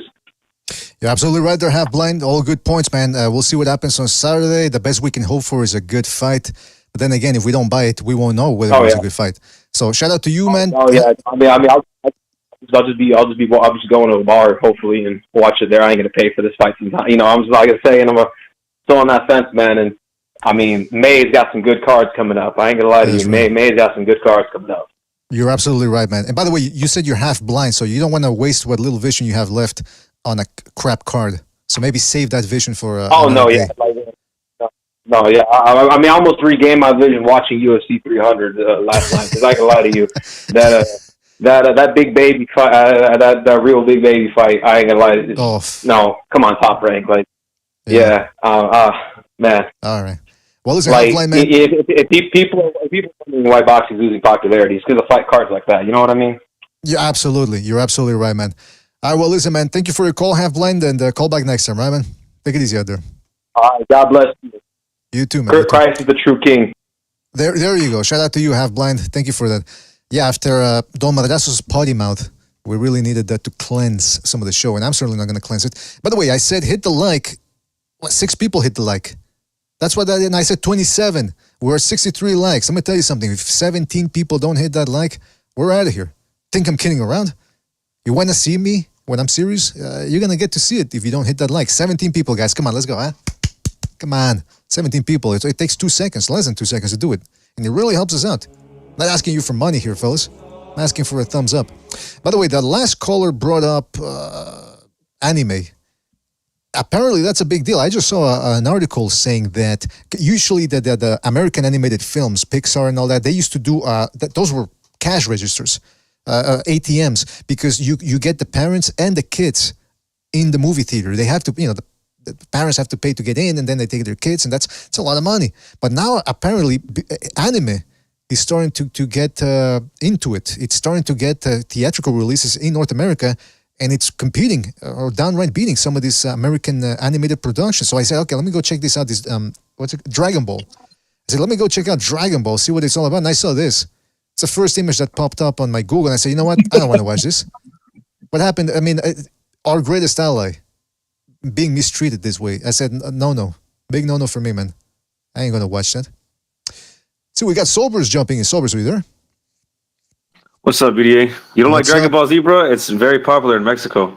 Well, did you just see what I posted, man? I mean, come on. What's that all about? Yeah, I saw that. Was that Betsinyahu? Who was that? I don't know, man. I don't want to find out.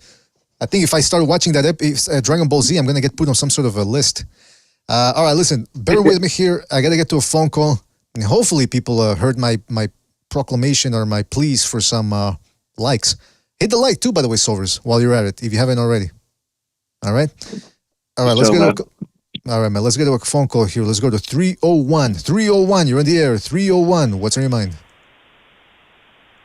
What's up, BDA? Been a long time here. But not much has changed, I think, since I called in. And I actually forgot that this Ryan Garcia fight was this weekend. I knew it was sometime in April, but I guess kind of close to the end of the month. I know it was like coming up so soon. But you can probably tell that I'm not interested in, and certainly not paying for it. I don't think I'm even going to watch it. I think might be a highlights fight. I might not even watch the highlights, to be honest. I don't see how Garcia is competitive. Like, his feet are too slow, first of all. Haney's feet are pretty fast. Haney shows good control of distance. Garcia does not. He has no patience or discipline. He breaks down mentally very quickly. We saw it when he started to shoot his load against Tank, like in the second round, right? He just doesn't have the box because he never went through any kind of development period. And like, it's just weird, all this stuff he has with his promoter. I don't know if it's a game or he's just like a kind of underdeveloped guy and he just acts like a child. Probably mix of both. Yeah, I always... What? Well, okay. I always say that, I always like to pontificate of what's down the line, but I think this is the end of the line for Ryan Garcia. This fight's not selling well. I don't think there are many opponents people think are credible with him. And he's always been like this kind of, like very mentally weak guy. Like, I think even this mental health thing, like he even like says like, I have mental health problems. It's like, who says that, Yeah. You'll say, like, I'm not feeling it or whatever, or go on a cocaine bender or some shit like that. He just likes to talk in hashtags because he's just a pantomime for the culture. That's not much interest in him. And I have, like, even less maybe with Jared Anderson. I don't know why Top Rank is in this business of overpaying these total listless bums. Him, Shakur Stevenson. These guys aren't going to fight. Their talent is wasted, Like, it doesn't matter what talent they have if they can't fight at all. They don't bring anything to the table. Yeah, you're right. And they don't some sound of them like act like homos. a sport. That's right. And some of them act like homos, too. Yeah, the ANAG thing, right? The what now? That acronym? ANAG. ANAG. You should have looked it up on your own time.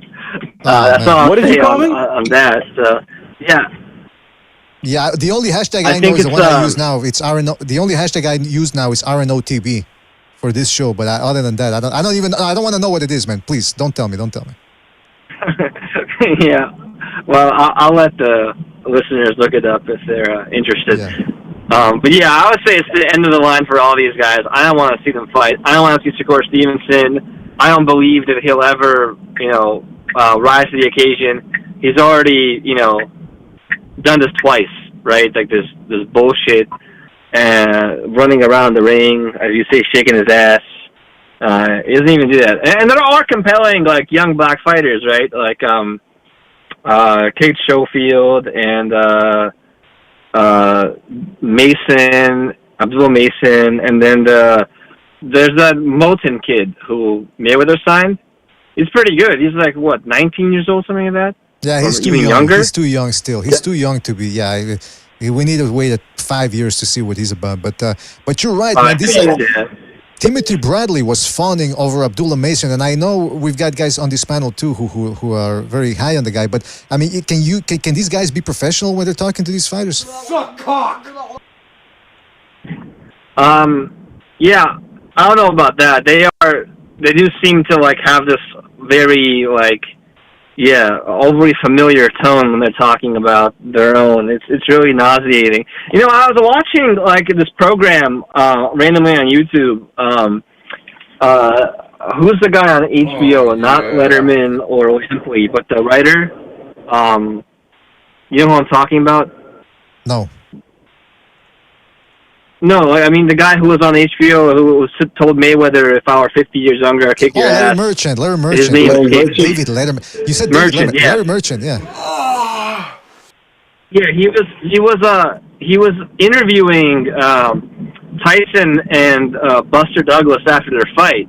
You know, both of these guys come from like absolutely nothing, right? Like both of these guys come from these awful backgrounds, way worse than Haney or Stevenson, and they're both not only able to conduct themselves well professionally, but even their vocabulary was, you know, acceptable for the presentation. They could actually speak.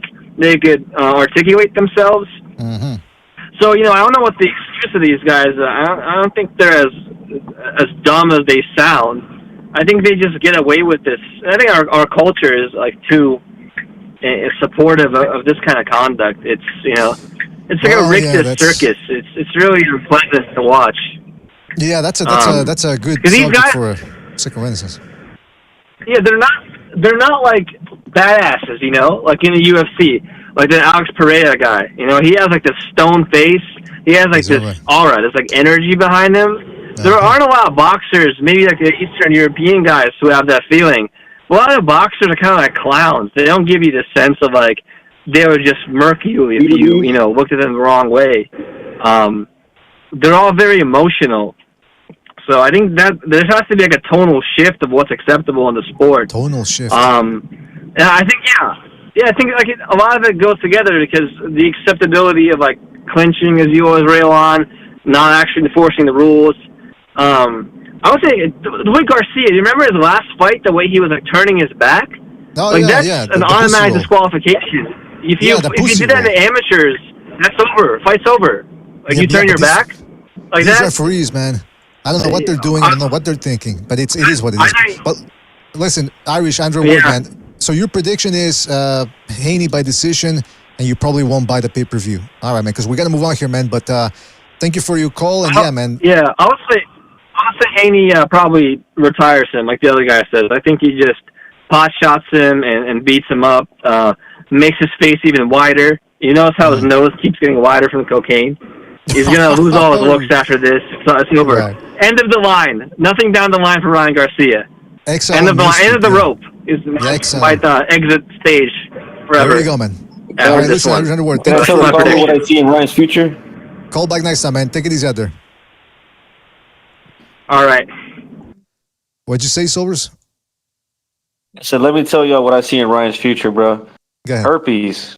He just married a porn star, didn't he? No, wait. Married or just banged? He said he's putting on his Twitter that she said yes. Well, I mean, what he puts on his tweet. I mean, he also said that he was at the Bohemian Grove tied up and watching kids getting, you know, whatever over there. So wait. You don't believe him? I believe that unfortunately that type of stuff goes on at the higher levels, but again, that's second renaissance stuff right there. But I don't believe that he was at the Bohemian Grove watching all of that. I mean, I don't know. Listen. The point is fighting here, right? We're watching boxing, and a lot of people, as you can see, some of the callers, they don't even want to make predictions for the fight because they're not going to buy the fight, according to what they said. So I got to go to the latrine. You guys take over. We got Uncle Pete. We got Sobers. Hopefully Gonzalo drops by as well. You guys just tell us, are we crazy? Are people crazy in saying that Haney's going to have a field day with Garcia? Does Garcia have a shot? If so, what can he do? How does he pull it off? You guys tell us. I'll be right back, all right, fellas? If Ryan comes in shape and he comes in a fight, like we don't, you know what I mean, and he gets a win or whatever, it's not that he doesn't have the ability to do it. He doesn't have the tools. He doesn't have the heart. He doesn't have the drive. He doesn't have the discipline to be in the ring to improve on the things in his arsenal that he doesn't have. You know, we seen in his last fight, like they were talking about with BDA in the collar, that this fool was doing the move that would get you disqualified if you were anybody else. So you know what I mean? He's not really working on his craft. That's why you can't believe in him. You can't have any hope in him because everything about this kid that he's showing is that he doesn't give a fuck. So it's not so much that he can't do it, it's that he's not willing to do what it takes to get it done. And maybe he pulled he got the rug over, you know, he got the wool over his eyes. And he's been working hard in the gym and he comes in the ring in shape and he comes ready to win. But I seriously doubt that. You know what I mean? I seriously doubt that, bro. And I just don't see Ryan coming through. I don't see him showing up. He cares more about whatever he's doing on the internet. He's really famous as an influencer. He hangs out with like those guys, like the Paul brothers. He tries to do, the TikTokers. He's kind of like touching that world. So he might become a influencer boxer. You know what I mean? More than professional. I don't know. Who knows, right? But I don't know. What I see with this kid doing his boxing career, I don't see it going on much longer. He's interested in other shit more. So, what's up, Scalebender? You here, bro? Don't worry about him, man. By the way, what's up, dude? Oh, what's up, Pete? I hope Ryan wasn't at Bohemian Grove because he's got me and BDA on tape. That baby. I know, man. I wouldn't make my way there, man. I think to get in, you have to. I told you not to do that, BDA. I told you somebody could be filming. Don't drink blood out of that baby's ass. Damn it. Oh, come on, man. All right. Shout out to do it. Yeah, come on. Shout out to Rafael Garza for his contribution with the super chat. He says, Mr. BDA, do you think Ryan will reach the legendary status of the Mexican great Juan Gabriel? LDBC will Google Juan Gabriel. Ryan even has the Juan look. Well, first of all, listen, Juan Gabriel, by the way, is he dead? Suck that big fucking cock. Is he dead or I don't know. But yeah, anyway, for people that don't know, he claimed to be just half a fruit, I think, but I think he was a full-blown orange. And he was a singer from Mexico. And yeah, whenever people say, oh, this guy's a Juan Gabriel, or compare anyone to Juan Gabriel, that's, he bats for the other team. So I don't know, Rafael, maybe Garcia, maybe he will be remembered as such. But again, look, he's got a shot this Saturday. But the fact that he's taking this with just lackadaisical fashion, it doesn't seem probable. Shout out to Vladdy V for his contribution with the super chat. He says, "Oh ye of little faith, I'm gonna go on a limb and say Ryan wins by left hook to that fake satanic Islamic fresh air thief's jaw." You know what? I don't. Vladdy V, if you would have said that last year, I would have said, "Yeah, I'm with you." But right now, I don't know, man. Now, guys, let's talk about that. Well, Pete, did you say your prediction? Do you think Ryan Garcia has a shot here? No. Not that I'm big up in Haney or anything, because he doesn't really impress me, but he's got enough like safety first, jab, grab, displace, jab, displace style to beat Garcia. Ryan Garcia really never takes his head off the line. He kind of just comes straight in with his chin up, So it's like, if you got a guy with a longer reach than you, like Haney does, and a decent jab and a safety first style, I don't think he's ever going to get close to him. Yeah, some people are saying that. Now, Sobers, what was your official prediction? I'm pretty sure Haney's going to win, bro. But I can give Ryan somewhat of a chance, dude, just off the fact that neither of these guys are really putting restrictions on each other, it seems like, with the weight. So this is actually going to be Haney fighting someone his size, if not a little bit bigger. And maybe like single punch speed, Ryan can be fast or faster.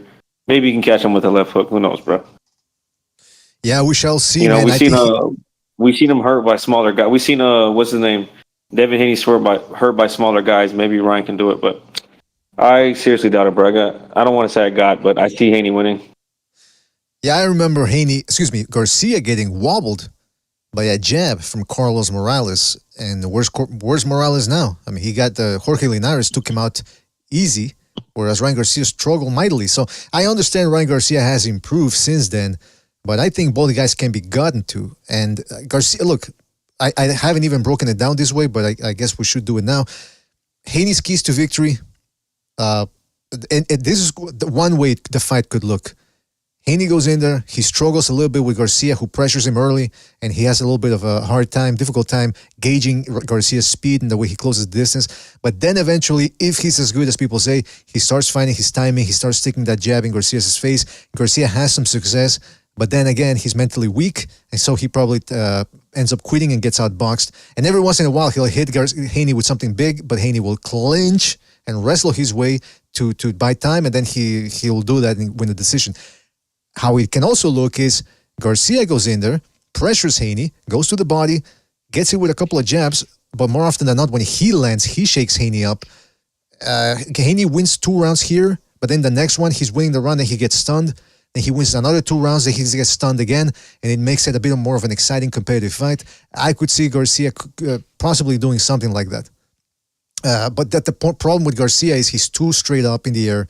Tago was tagging him with jabs, so I'm pretty sure Haney can do that as well. And the other problem with Garcia is that he doesn't really have a jab of his own. And his right hand ain't nothing to worry too much about. But he does land some good straight right hands when he wants to. So it's going to be an interesting fight if Garcia is up to it. If he's not, who's going to buy this crap? That's the thing. Hey, BDA, can I ask you something? No. Well, go ahead anyway. I'll go ahead anyway. I'll scale it. I was going to say, though, what do you think... Ryan seems very comfortable in this fight, whatever. He's kind of acting like, I know he was acting like that before, right? But do you think his familiarity with Devin Haney's giving him some kind of comfort that because there's supposedly they fought 6 times in 3, right? Yes, or 5 or 6, yeah. The amateurs. So Ryan, he probably has in his head like, I can beat this guy. I know I can. I've done it before, So I know he has that in his head. Well, what do you think that's going to have anything to do with this fight? Do you think that's going to come into the fight, or do you think they're just 2 different fighters now? I think you were right on the money before about what you said, comparing him to like a Jake Paul. He's basically just a YouTuber at this point. I mean, really, he's not advancing in his boxing. He's not going up levels. He's not implementing new tactics. He's not learning from different coaches. He's not really improving. He's really just the same as he was 10 fights ago. And he's comfortable just losing. Like the fight's not even really those YouTubers, the fight's not really the important part. You know what I mean? It's like if you can get like a world star knockout, 1-time knockout, 1-shot knockout, then good. If you can't, it's going to look like shit, but so what? It's just turning into a circus. The only saving grace here with Haney is that he's not known for, like, Duarte was backing Ryan up. And when Duarte was attacking Ryan, like pressuring him, Ryan really looked like shit. You know what I'm saying? Trying to back up. He had that half-ass shoulder roll, whatever that was. He just is no good taking pressure. So it's like, what? It fucking sucks, dude. Like, his shoulder roll was fucking terrible, bro. Clownish. Yeah, clownish. So you look, So like basically his one saving grace, I think, is that I don't think Haney's gonna come forward like that. You know what I mean? Like, I just don't think it's in him to come forward like that. Well, can I say that about that? Because the Chitlin distributor in the chat says, Jojo walked Haney down. Come on now. Yeah, like, I understand what Chitlin distributor is saying, because, I do think Haney is being overrated. He's not this master boxer that can just take away all your weapons. I mean, he did it to Regis Prograis, but if you'd seen Regis, people could say, did you predict that? Yes, I predicted Haney was going to do it easily, because you just saw it from Prograis. Older guy, fights with his hands down, relies on his speed, right? So what happens when he fights a guy that's faster than him? It's like, it's over. Now Haney is fighting a guy who's just as big as he is, if not bigger, just as quick, and hits harder. Now, is he as good? No. But that's my main problem with that, Chitlin, that Garcia might just not be there. He's probably not there. That's my thing. But what I'm saying is, my prediction is, don't be surprised if it does turn out to be a more competitive fight. And that's the other thing, fellas. The only thing, that there's a lot on the line here for Haney. People think, he's going to win easily. He very well might win that way. But if he doesn't, there's something on the line here. Tank Davis. Remember, Haney is trying to get that different side of the Afro-Anglo demographic that he doesn't have now. Because the thing is, within the Afro-Anglo community, it's about street. How real are you? Are you from a place that, you had to work to get out of there? And some people feel that Haney is not from that background. So, guys, if Haney looks bad, are we going to give Garcia credit, or are we going to criticize Haney and say, hey, how come he couldn't dominate a mentally ill, possibly victim of SRA? How come he couldn't do that? What are we going to do here, fellas? I I don't know what SRA is, but anyway, I mean, you say Haney dominate him. I mean, when has Haney ever dominated it? Even when he fought nobodies, like over when he was on DAZN, like who did he dominate? I mean, well, he dominated Prograde, Pete, he dominated Prograde. Yeah. So someone mentioned JoJo before. Like the difference between JoJo Diaz and Regis Prograis is that JoJo Diaz is going to come forward. He's left-handed. They're both left-handed, right? Yeah. I think Regis is left-handed. Yeah, but he never stepped outside. He never got his foot control all night with Haney. He just like followed Haney around, circling the wrong direction and eating right hands. I mean, if you run into enough right hands, I mean, it will stagger you, right? So I mean, yeah, Haney staggered him, knocked him down, flash knockdowns, but like he did it backing up all night. He never came forward on Regis Prograis, did he? That I remember. Well, Haney buckled Prograis' legs, and prior to that, he did drop him. But again, it's not what it's. Yeah, that's what I'm saying. He got a knockdown. And he wobbled him, but he did it all going back, right? He did it all kind of stepping back, playing it safe. Absolutely. Yeah, Prograis walked into every one of those punches that hurt him because he was circling the wrong direction. And just like Teofimo getting dropped by Kambosos, I mean, Kambosos ain't got that kind of power, but if you dive head first into his punch, yeah. That's a good point. That's a good point. Hey, let me go to a phone call here. Somebody's been waiting for a while, then we'll get back to this. And we also have a lot of other things to cover. 432, you're on the air. 432, what's in your mind? Yeah, can y'all hear me? I'm on my headset. I don't know if there's like a delay. Yeah, we can hear you, 432. What's up? Oh, okay, yeah. I was just calling in because the last time I called was for the Haney-Loma fight. I actually went to that fight in person. It was really, really good fight. When it comes to this fight, it's really frustrating because just when we're finally going to see Haney fight someone around his age or size, he ends up fighting a fucking mental patient.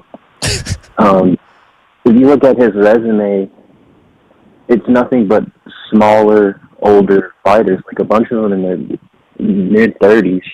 So you just don't really know how good he really is. Because I thought Loma beat him.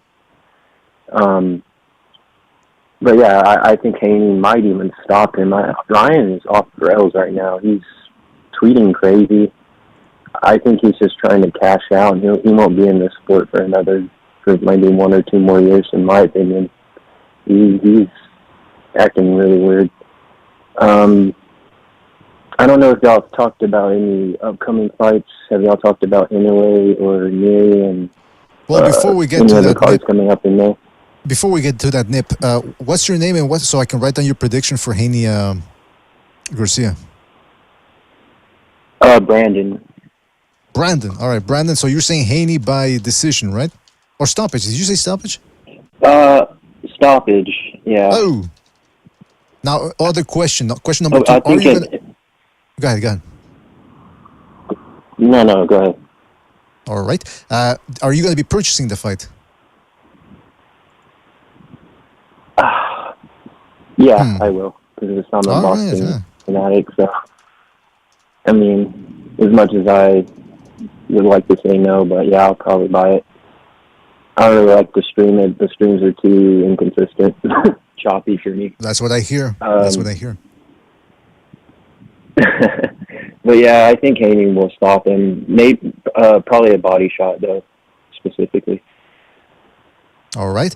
Now let me ask you too. Do you want to say something about the upcoming fights? Go ahead. Yeah. Well, go ahead, man. Sorry, can you repeat that? You said you wanted to say something about the upcoming fights, other upcoming fights. Oh no, I didn't know who do y'all have in like the Inoue Neri fight was the specific one I was going to ask about. I haven't really heard y'all talk much about that, but that's all I had. I can go ahead. All right. Hang up listen, and Brandon, y'all talk about that. Yeah, we'll talk about it later. And thank you for your call, and call back next time, Raman. Take it easy out there. All right, thanks. Thank you. All right.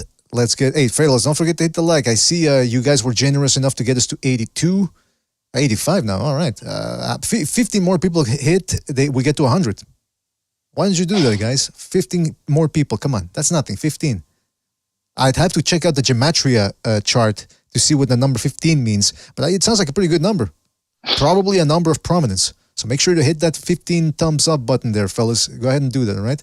Don't make me ask twice. All right, let's go to another phone call here. Let's go to 347. 347, you're on the air. 347, what's on your mind? Hey, what's up, fellas? It's NPR.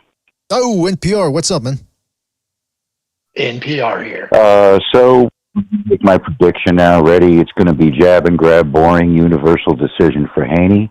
And I'm going to make one more prediction for this fight. He's going to win the fight, and there's still going to be booing from the audience, just like there was at the Chicago fight. So I'm serious about that, man. The guy's so fucking boring, I can't even imagine. So, oops, I dropped an F-bomb in there.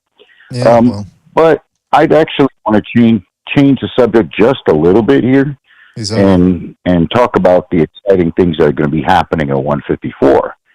I mean, I hate to do a total left turn here, but there's some great things coming on at 154, just like we were talking about 140 2 months ago.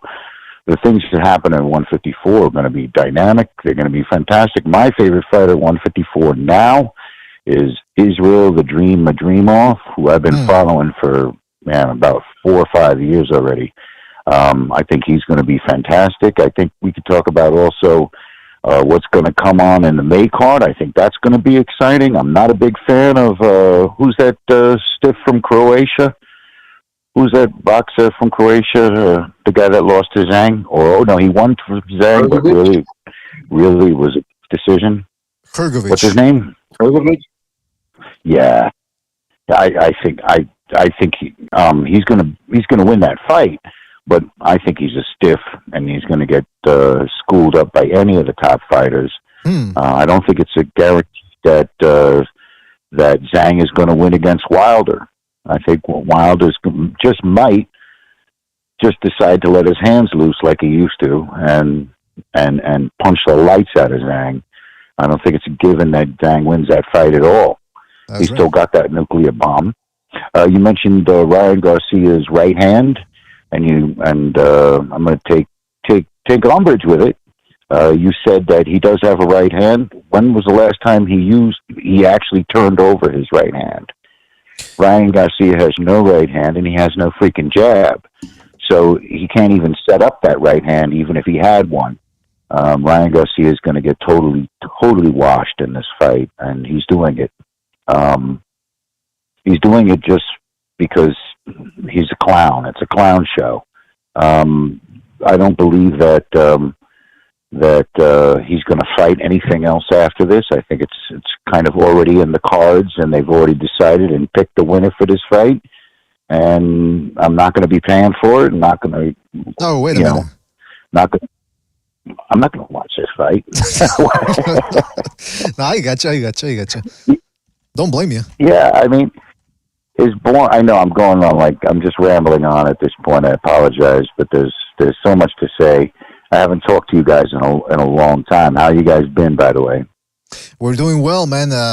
People are saying that you've probably been well too in your cabin there, making bombs that you're ready to nail. That's what people are saying. I don't know, man. They're kidding around. I've been good, man. Actually, are they calling me? What do they used to call me? The Boston Zodiac. Strangler. The Zodiac. The Zodiac. Well, Earl Stevens in the chat says NPR voice is going to the fight to kidnap Ryan. So I mean, yeah, you can see that people are on that mode there. No. I'll leave that up to the Twinkie hunters out there. Oh, I think Ryan's fan base is what now? It's down to just the I think the girls probably left after the last showing between Tank and him. So I think there's only the Twinkie hunters that are still hanging on as far as the Ryan fan base going. Because I don't think anybody follows this guy. I'll put it to you this way, man. I heard that they're going to be showing the fight live at the Mineshaft. Over there at the Mineshaft, they're going to have the big screen TVs. They're going to be showing all of that. So, hey, maybe he still has some fans. At the left. You're absolutely right. At the Ramrod, yeah. All right. I'm going to be watching it at the I'll Gothic. let you guys go. Deus Volt, stay on the true path, and see you guys later. All right, NPR, thank you for your call, man. Good to hear back from you, man. Take it easy out there. you later. What'd you say, Never Sobers? Where are you going to watch it? I said I'm going to catch the fight at the Gothic Castle. The Gothic Castle. I haven't been there in a while. I'm kidding, of course. Listen, fellas, hit the like. It really helps us out, all right? It really helps us out. By the way, NPR said that Garcia, he's never seen Ryan Garcia turn over his right hand. He's right. But I didn't say that he had a good right hand. I just say he's got a right hand. If you watch the Tago fight, Tago's trying to shoulder roll, but Garcia was just too quick with that tapping right hand. And that's all he really needs, really, to distract Haney. Just a nice little straight right. It's the same principle Ryan Garcia has to do. When I gave one of his keys to victories against Tank Davis was, don't go for anything big right away. Because when Tank Davis goes on the defensive, he's very hard to hit. And then that's how guys get frustrated, and then he runs them into something big. It's the same thing against Devin Haney. Don't go in there trying to knock his head off with every single punch. Sacrifice power, but for speed. That way you're tapping him. Tap, tap, tap. Especially with the right hand. And then when he least expected, boom, then you bring up the left hook. And not for nothing, but Ryan Garcia has a sneaky lead left hook to the body. So up and down, once you got a guy hesitating about where the punches are coming from, you got half the job done. But again, does Garcia have that mental wherewithal to do that? Very doubtful. Very doubtful. Hey, speaking of doubt, like I was telling people in the show, forget about what guys in boxing say, whether it's promoters or boxers. Focus on what they do, because they tell you one day, "Hey, I'm never gonna work with this guy," and then the next, they're being chummy.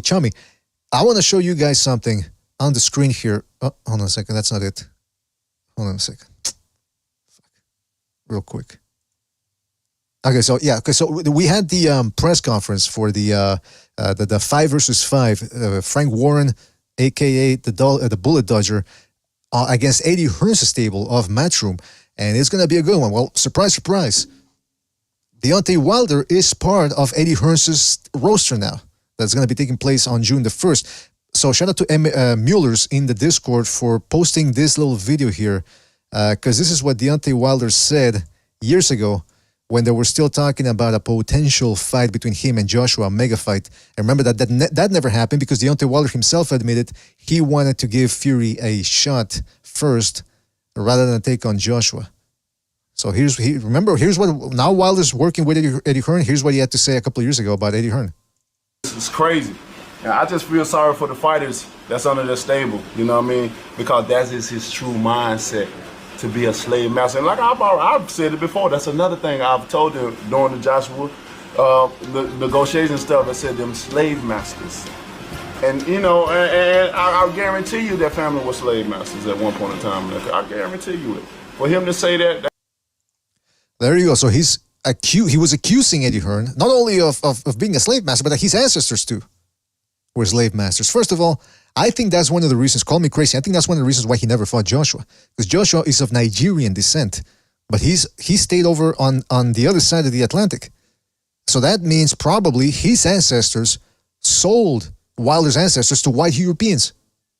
And I think maybe Wilder genetically recognized that. And he said, you know what, I want to stay away from this guy because his ancestors beat and sold my ancestors.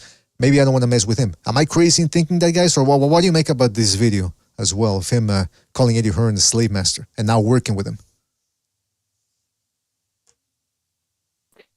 It just shows how full of shit and how two-faced. You know what I mean? So when you're getting, you're cutting you off. Want to burn the house down. You're cutting off. I have to come jump in.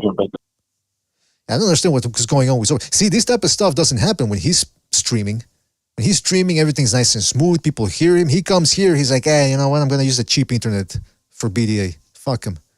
Is that how I'm seen over here? You give me subpar performances. I want the best from you guys. You understand me? The best. No, I think when I hang out in a Discord call too long, that starts happening. So I have to leave and come back. Do I sound better now? Yeah, about as good as you can. But yes, go ahead. I'm kidding around. You sound fine. I was gonna say, just shows his character, dude. Like when he's getting promised this over here by PBC and Al Heyman, he's loyal to them. He's never gonna leave them. As soon as things aren't going the way he wanted, he can't get the guarantees he promised, and if all these things, he's ready to turn his back. He's not said anything bad about Heyman yet, but you've seen all the bad things he said about Eddie Hearn, just to go and try to make money off him. Now, I bet behind closed doors, he still feels the same way, and he goes, I'm just playing this crack. I'm just taking this cracker's money. Ain't even like that. I still fuck with Al Heyman. You know what I mean? I think, yeah, you're right. That's a good point. They should make him a costume. They should make him a costume to come in, like his ring entrance, like a Mardi Gras float of the Amistad. Ah, come on! Wait a minute. What's the matter with you guys? I'm asking for serious, sensible answers here, and you guys are just playing around. I mean, come on. But yeah, hey, that's the other thing, though. Is he gonna hang around with those two fruits again? The guys that designed his costume. Remember that? One of them looked you know like what? yeah. I'm sorry to interrupt you. One of those, I'm saying guys. I don't know if I still know if it's a guy or a girl, but one of those things were on soft white underbelly. Swear to God. What is that? Do you follow that channel, Soft White Underbelly? They interview freaks, media. You would like shit like it. Oh no! Drug Wait. addicts. Pete, you were. I think Did they do? Remember, we were watching on Second Renaissance one time. This couple that the guy was the girl, and the girl was the guy. Remember that? And then the guy that was the girl was a transvestite who thought he was a man, and then she got pregnant, and she thought she had to take a dump and didn't know he was pregnant. Remember that? Yes. You don't remember that, do you? Oh, you do. Okay. I do. They made a little documentary about it, and I was pissed off. Okay, so that's the channel then. Yeah. They wasted the videotape. Yeah. Yeah, I think you're gonna see them in that. You're gonna see them in that documentary. But and then one of them sounds like Deontay. He I'm came telling in you. with, yeah. Listen, that Soft White Underbelly, that channel is like a major followers. You know what I mean? It's like Skid Row, drug addicts, whatever, bank robbers, whatever the fuck. And all of a sudden, I'm looking on there one day, and they open it up, and it's, hey, yeah, my name's Cosmo. Wait a minute. So wait a minute. Okay, you're not kidding around. You're not kidding around. I thought you were. I'm serious. Whoa. No, dead serious. I have to find that now. Popped up on there. We have to find it. Let me find it. But first, shout out to Sobers who's in the chat. Excuse me, on the panel. He says, he reestablished his membership program. Shout out to Sobers. He says, I heard P. Diddy. Hold on a second. What's he saying? I heard P. Diddy gave Boodaloos his nickname. Come on. Well, you gotta throw Boodaloos under the bus, man. He's not man, that's the word on the Discord streets, bro. That's what I heard. I mean, I heard something similar, but I didn't want to bring it up, man. Come on. Listen, let's get to a phone call here, and then we'll get back to this devilry from Deontay Wilder, this white devilry. Let's go to a phone call here. Let's go to 336. 336, you're in the air. 336, what's on your mind? Yo, BDA, what's up? I'm just going to say for the Haney-Garcia fight, Haney's going to end up knocking out Garcia in rounds 9 through 11. Yeah. I don't think he'll be able to finish him with one punch, but I think he's just going to accumulate damage on him. And maybe Garcia is willing to go the distance, but I don't know if he really is. I mean, it's not going to be very competitive, unfortunately. Hey, Dora, can I ask you something? Yeah. Can I ask you something? Why do you always go, when you say stop it, you always have to go 9-11? Is that like a troll thing there? Or, I don't know. Yeah, that's true, but I just think it's going to actually end around there this time. Because he doesn't have the ability to stop, Garcia any sooner than that. If you want to stay for a different fight, I think when Bam Rodriguez fights Estrada, he's going to stop him in between round 6 through 8. I think Estrada's going to lay down for him, unfortunately. Because it's not one Estrada shot, 18-month layoff, injuries. And he didn't fight Kazuto Oyoka, man. And that's a fight I would have favored Estrada to win. But instead, he decides to become more inactive to fight a younger, probably at this point more dangerous fighter, and Bam Rodriguez, when he could have fought Ioka last year at the end of 2023, would have been one of the best matchups of the year, decided not to. So he's selling his ass, man, because he would have made millions in that fight against Ioka. And now he's going to make whatever he's going to make here in Arizona against Bam Rodriguez. And he's going to Bam Rodriguez's backyard, too. Why is the champion? So, yeah, he's going to sell his ass and retire. Yeah, those are all sensible points I will right there, give Bam man. credit, but I'm not going to fucking... I was going to say before, I'll give Bam credit, but I'm not going to say he fucking eviscerated all these prime fighters, the Rungvisai, the Quadras, and now Rodriguez, once he annihilates him, people are like, how great could he have beat them all, blah, blah, blah, or he would have beat them all. You know, people are going to start fucking saying that bullshit. And we'll never know. Unfortunately, we'll just never know because he's from a different era. So. By the way, will you be purchasing the Haney fight? Fuck no. I'd never pay for that garbage. I mean, Ryan Garcia's not even in the top 10 in the Ring magazine at junior welterweight. That's terrible. It's a mismatch. Yeah, man. Yeah, that's what people are saying, man. That's. I think only one person so far has said that they will purchase this fight. Everyone else is going to catch it somewhere else. Anything else, Dora? Before we go move on. Oh no, that's it. G Liker BDA. G Liker? What? He always comes up with his 4chan speak, but I don't know what the fuck he's talking about. I have to look these things up. All right, we got Gonzalo dropping in. Gonzalo, real quick, man, before we continue talking about Deontay Wilder, Haney versus Garcia. Am I crazy in thinking that if Garcia is there mentally, he could give him Haney a better fight than Prograis did?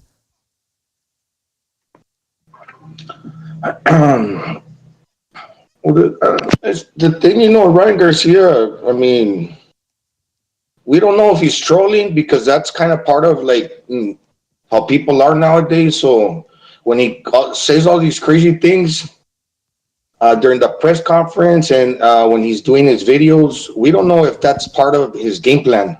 Mm-hmm. Because although he might seem mentally stable, sometimes, he carries himself well. He actually knows how to speak when he wants, but sometimes he doesn't. And like I said, I don't know if it's trolling or he literally lacks the capacity to, or he lacks the ability to be a mature guy. I just don't know. Those are all good questions there, Gonzalo. But, that's the big. But I will say this, BDA. I will say this. He only has to maintain his focus for 36 minutes, right? And he's got the power, so he can definitely end the night early. And that's one of those things. Maybe he's not as good as a boxer as Devin Haney because he has never had to rely on that fully. Because if you go through his box rec, a lot of his knockouts are within the first 3 rounds.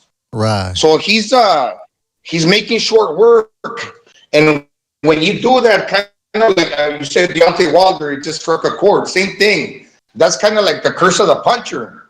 You're knocking everybody out. So you're not exploring the depths of your ability to go many rounds, right? Because you don't have to do that most of the time because your power is bailing you out.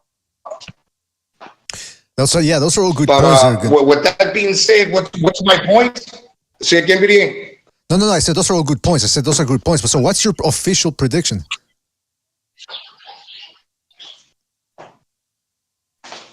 Well, see, last time I picked Ryan Garcia versus Gervonta Davis, I caught a lot of heat.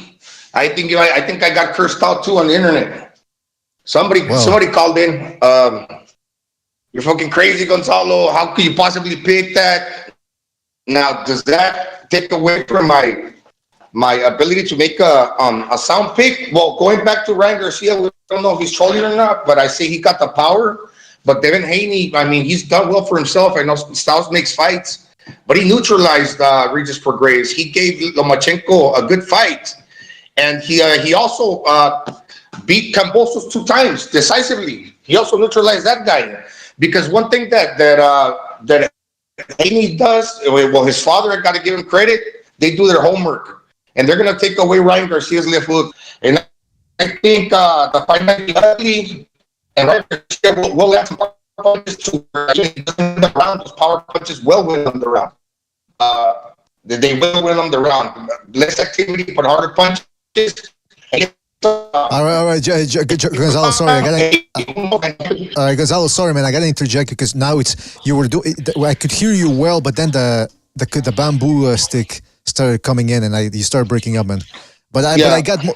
Yeah. Well, go ahead. Maybe you restart. Yeah. No, that's basically it. Just went on all right, yeah. On a diatribe, but that's it. No, I'm picking Devin Haney by decision. There you go, man. Yeah, you made a good point that he's gone through better fighters. Haney has, and I think you're right. You're gonna see Haney with that fucking right glove pinned right to his cheek. But now that's the thing, though. if Garcia makes him raise that arm just a tiny little bit more than he's accustomed to, he could dig that left hook to the body underneath, and that could be a problem. But we'll see what happens, man. In the meantime, we're talking about Deontay Wilder, about his comments of Hearn being a slave master. That was a couple of years ago. Now all of a sudden he's there with Hearn now. And they're even making a big point of saying, oh, it's only for one fight. It's only for one fight. Yeah, it's only for one fight. But, that's like saying, hey, you're a Jew and, you're always talking about the Nazis. And all of a sudden, for one night, I'm going to do business with a Nazi. I mean, come on. What's that about? So the thing about... what? Oh, boy. 1, 2, 3. Come on, D. Come on. Get it. Yeah. Lock it up. Lock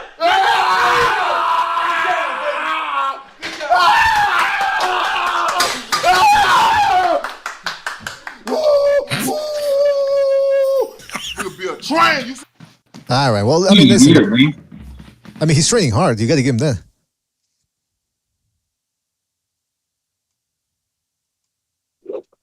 How much weight was that? Like 215? I don't know. Pete and Recognize were doing a big thing there. They were analyzing the Zapruder film when we first showed that video a while back. And how much was it, Pete? Do you remember? Like 300. Okay. Not really. What was it, man? I swear to God. Then why were you guys making fun of him? That's pretty good. Well, I mean, not the form, obviously. I was making fun of him because when he got off the bench, he almost tripped over the leg extension machine. Because he's probably never used it. Probably doesn't know what it is. All right, but the point is this: Wilder now is with Eddie Hearn. He's going to be taking on Zhilei Zhang. That's going to be a precarious fight for him. It's whoever gets there first, man.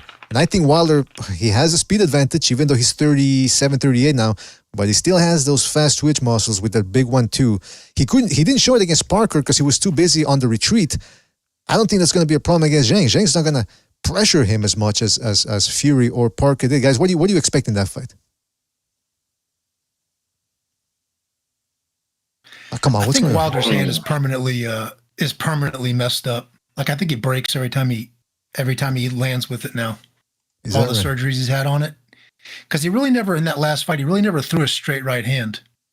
He kind of like paws with it, cups with it,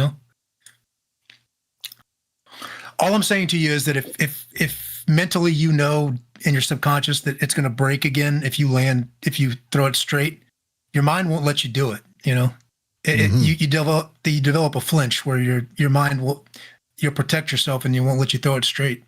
I don't think he threw one straight right hand that last fight. You know what? I don't remember either. You're right. It's his, like I said, he's in a bad position here against Zhilei Zhang because all he has is a big right hand. If he can't uncork that, he's getting corked himself. So he fights just like Rolly. You know that during that Rolly Romero fight, him and Wilder fight exactly the same. They measure with their front hand, their left hand. They kind of measure, just stick it out, and then they just try to throw a right hand as hard as they can. Interesting. You're right, man. Yeah, that's a good point. Lack of technique. I was going to say, if Wilder can get to the later rounds, this guy Zhang he's kind of slow, and he kind of gasses, and that'd be the kind of guy that Wilder can line up his right hand to land on.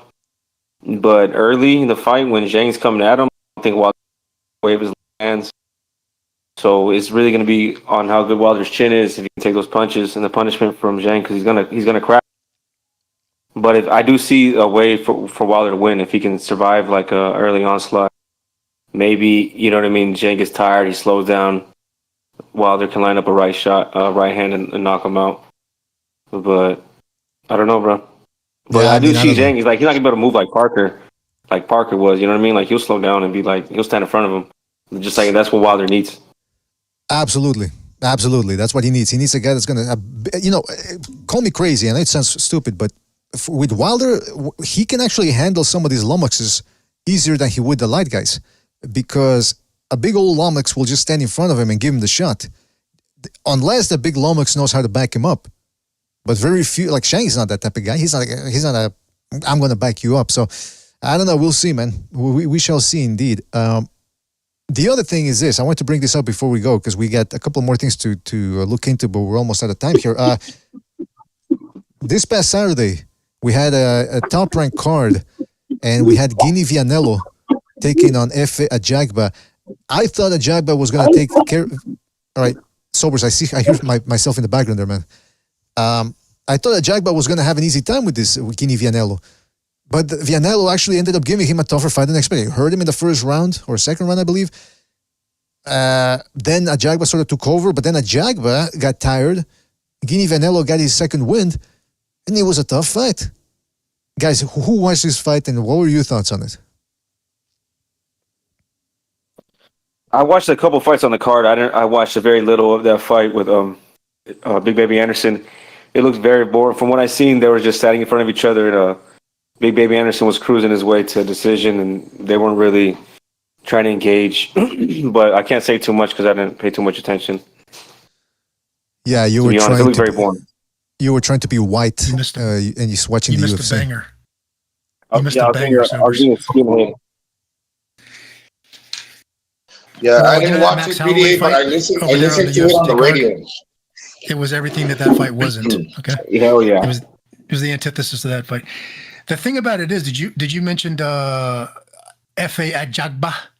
Yeah, that's what I was talking about. But he was getting his ass whooped. Well, that's the fight I brought up, but I was sober started talking about Jared Anderson. I think he's more of a Jared Anderson fan. He shot all over your agenda. The thing about it is, Ajagba, dude, what kind of power does he have? I've never seen a heavyweight land 8 uppercuts on another heavyweight. 8 like lead uppercuts. I mean, talking about like, boom, like fucking straight flush uppercuts that Ajagba landed, and the guy never dropped this guy.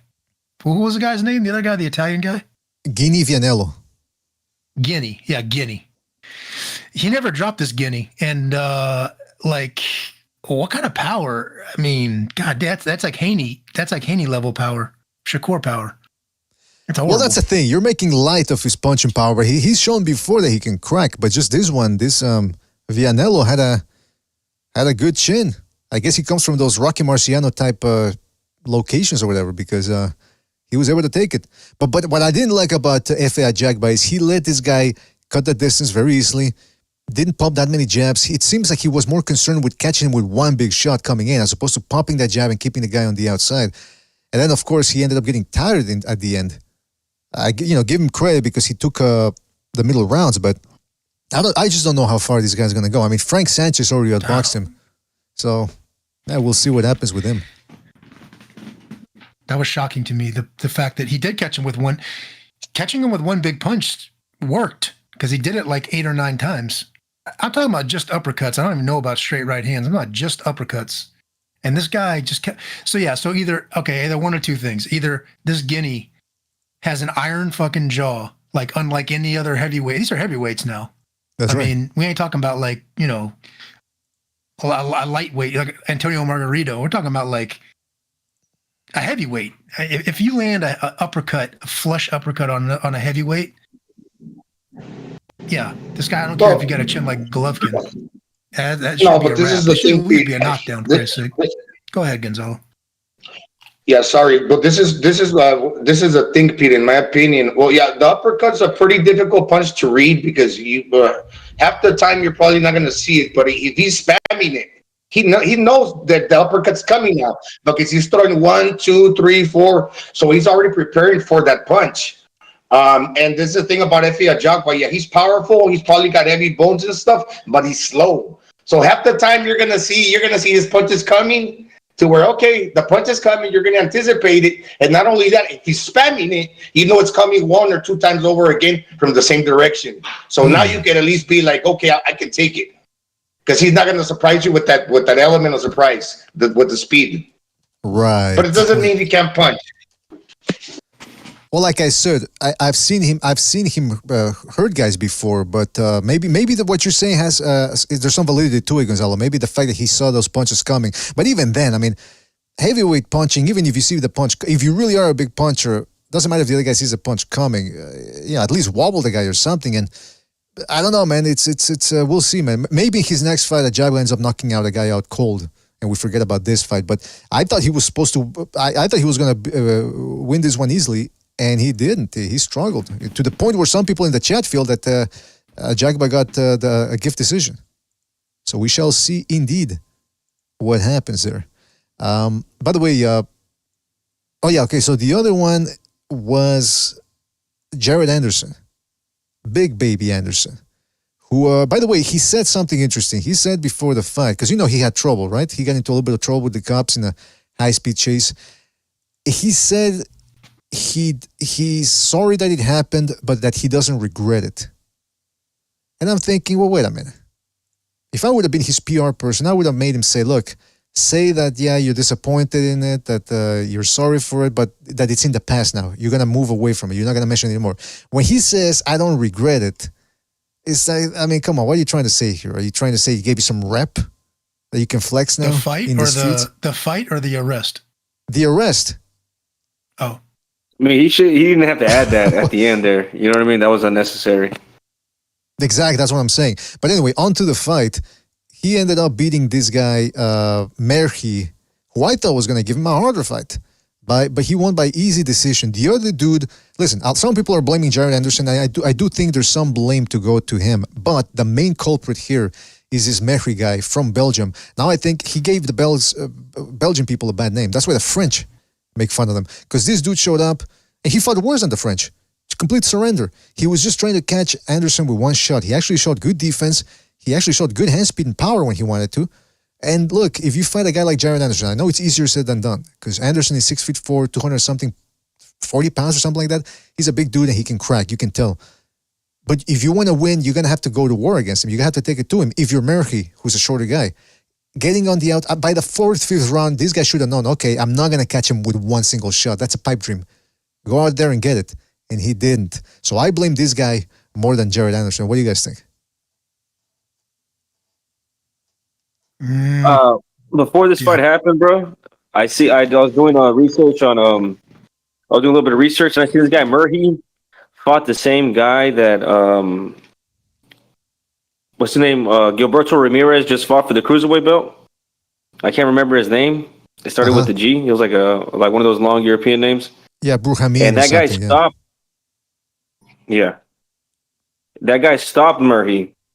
Right? So this dude he used to either fight at cruiserweight and got knocked out by this guy, or went up in weight and got stopped by a cruiserweight. He was a heavyweight that got stopped by a cruiserweight. You know what I mean? So when I seen that, I was like, oh, I don't expect this guy to show up. Actually, now that and you know that to me that makes Jared Anderson look even worse because you couldn't put this dude out that already got stopped by a cruiserweight, and he was a lot smaller than you. So that's how I look at it. I think Anderson looks really bad off of this. I agree. You gotta get him. You gotta get him the hell up out of there, or try. Anderson dude. You seen him clowning around before the fight, like in the locker room, like just dancing around and like. Did you see? I don't know if you caught that, but like he's just back in the locker room fucking around and dancing and just playing grab ass with his entourage back there. So you knew he was coming into the fight just like half into it. I don't know what he thought was going to happen, but anyway, when a guy gets in front of you like that and doesn't throw any offense, you got to get him up out of there, man. They're trying everything they can with Anderson. He's probably gun shy from that Charles Martin fight because he tried to go after Charles Martin and got rocked for it. You know what I mean? Yeah, you might be right, man. Recognize the Matrix. What do you think? Well, I definitely don't think he's gun shy, if you get what I'm saying. Oh, come on. Now, wait a minute. What's going on here, guys? No, but look, I blame mainly the culprit here is Merhi for refusing to go after. I mean, he's the guy that had to go after him. He's a shorter guy, less power, you would think. Go after the guy, outwork him. No, he said, "Oh, I'm going to stay away. I'm going to one punch." It was a horrible performance. Now for Jared Anderson, though, Tim Bradley brought up this good point to the Osuna or whatever. No, not Osuna. Who's the guy that he does the commentary with? I forget. Anyway, Bernardo Tessitor. Bernardo Zuna, yes. Tessitor. He actually brought up a good point to Tessitor. He said, AKA Tess. He calls him Tess all the time. There you go. Yeah. He asked Tess. He asked Tess. He said, "Hey, do you think Jared Anderson can do more? Or if you're his trainer, do you tell him to go after Murphy?" And Tess said, "Well, I would tell him to do more based on what he's able to do," which was sort of an indirect way of saying, yeah, he should. Because think about it, Jared Anderson is faster than this dude. He could have done more, but he didn't want to because he was afraid of getting hit with one shot. Which, okay, I understand that. If you're fighting a big puncher, and you think he's gonna get you out with one shot, play it safe, peck from the outside, whatever. But if you gotta wonder, if he's fighting this way against Murphy, how's he gonna fight against somebody like Zhilei Zhang? Or, somebody that can actually crack harder. As a hype job. I wouldn't say hype job, because at least I enjoy watching him. At least he was walking the guy down. He just didn't want to go in the inside in there with him and really load up on anything. But this is the way you fight against, he fought like Golovkin did against Lemieux. From outside, tapping. But at least eventually he got Lemieux out of there. This guy didn't even try. And it's not like Murphy is the heavyweight Lemieux. Triple G started off tapping, but then it was like a beatdown. You know what I'm trying to say? Like, exactly. It was to set up. It was what Bradley said. Like, he started out behind his jab. Yeah, maybe a little orthodox and boring, but like non-eventful. But you saw what happened by 4 or 5 rounds of that. He was unloading. Like, you seen Lemieux's face. Yeah. So it's like Jared Anderson just never took that next step. Yeah, exactly. You could say that. He was a cruiser. He got stopped by Ramirez's last opponent. That's a big cruiserweight, dude. Heavy. I would say Golovkin dismantled David Lemieux systematically dismantled him. Yeah. But that's my point is, if that's okay, some people could say, well, Golovkin's doing it against a world-class opponent. And that's my thing. Jared Anderson's doing it against a cruiserweight, a blown-up cruiserweight. If he's not doing it against a blown-up cruiserweight. So my thing is, if this is how he's fighting against this dude, and Pete brought up the Charles Martin thing, or I think it was Sobers. Sorry, I forget. But is he gonna be gun shy then against Hrgovic, for example, or against let's say Deontay Wilder if that ever happens, or Tyson Fury? It's like, I don't know, man. It wasn't like I gun shy with all those guys. I didn't see the fight, but could it be a logical, like a reasonable thing to assume that maybe he was just trying to get some rounds in? Probably not, huh? I don't know, man. You don't get paid for overtime. Yeah. It could be something. He could have shell shock from that fight with Charles Martin, because he got shook in the last 2 seconds of that fight. Yeah, that's true. That's a good point. That's a good point right there. Because he caught the left hand as he was retreating. He couldn't get his body out of the way. Yeah. Well, actually, he was pulling his head back, kind of like how Canelo does. When you pull your head back, then you make the other guy miss by a little bit. Then you can also like seesaw back into the attack and catch the guy as you pull back. Basically a bob and weave. But when he was bobbing back, he was getting caught. Right? So that's even worse because now your legs are not really under you. You're pulling your head back and you're still getting caught, and you feel like you're probably like you're in water and you can't swim, basically. So that must be a pretty scary feeling.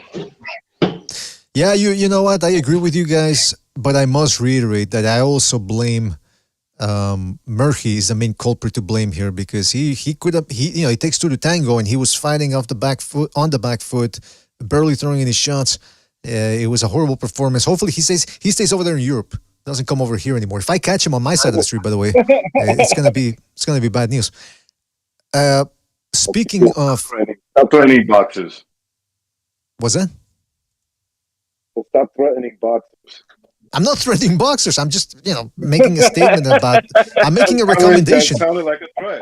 I'm recommending that he stay on his side of the ocean. That's what I'm recommending. If he has any sense. Somebody would interpret that as a threat. That's what you're doing. You're threatening the guy. Take it up with Rafael Shapiro, my attorney. Now listen, I want to move on to this. Yeah. Speaking of Jared Anderson, I don't know if this is true, it's just Photoshop or whatever, but apparently Tank Davis was watching the fight, with a bracelet around his ankle. With a bracelet. He had a bracelet around his ankle. And here's what somebody asked him, Drippa. I think I know that guy.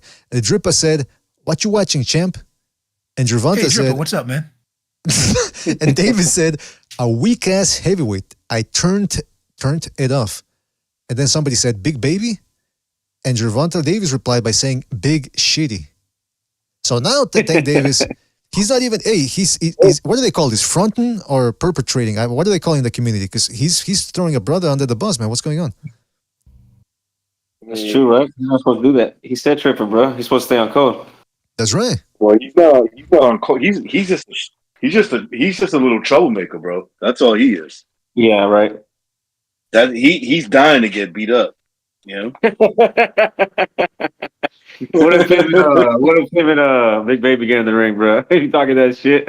I mean, I could see Big Baby, like choking him. You know. Well, you saw P. Diddy effortlessly lift Tank Davis up like he weighed nothing, even though he's a big little butterball. And so imagine what Jared Anderson would do to him. Yo, listen, man. I'm gonna be honest with you. I think P. Diddy would have beat him up if Tank would have got out of control. Whoa. Beat him up or beat into him? What are you trying to say here? He said beat him up or beat it up. You know what I mean. That's what I'm asking, man. He would have.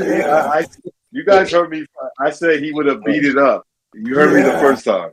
Yeah. Kind of like beat it up. Filthy whore. I don't know, man. Kind of like Michael Jackson when the song "Beat It." Beat it. Yeah. Face fuck. Yeah. Face fuck. All right, what's going on here? Listen, my thing is this. My thing is this. Tank Davis, like, this is the era, the epoch of social media. What's the point of making that comment on social media? You're making enemies for nothing. See, my approach is I mend bridge and stranger's just a friend you haven't met. That type of thing. This dude is the opposite. It's like, hey, a stranger's an enemy I haven't made.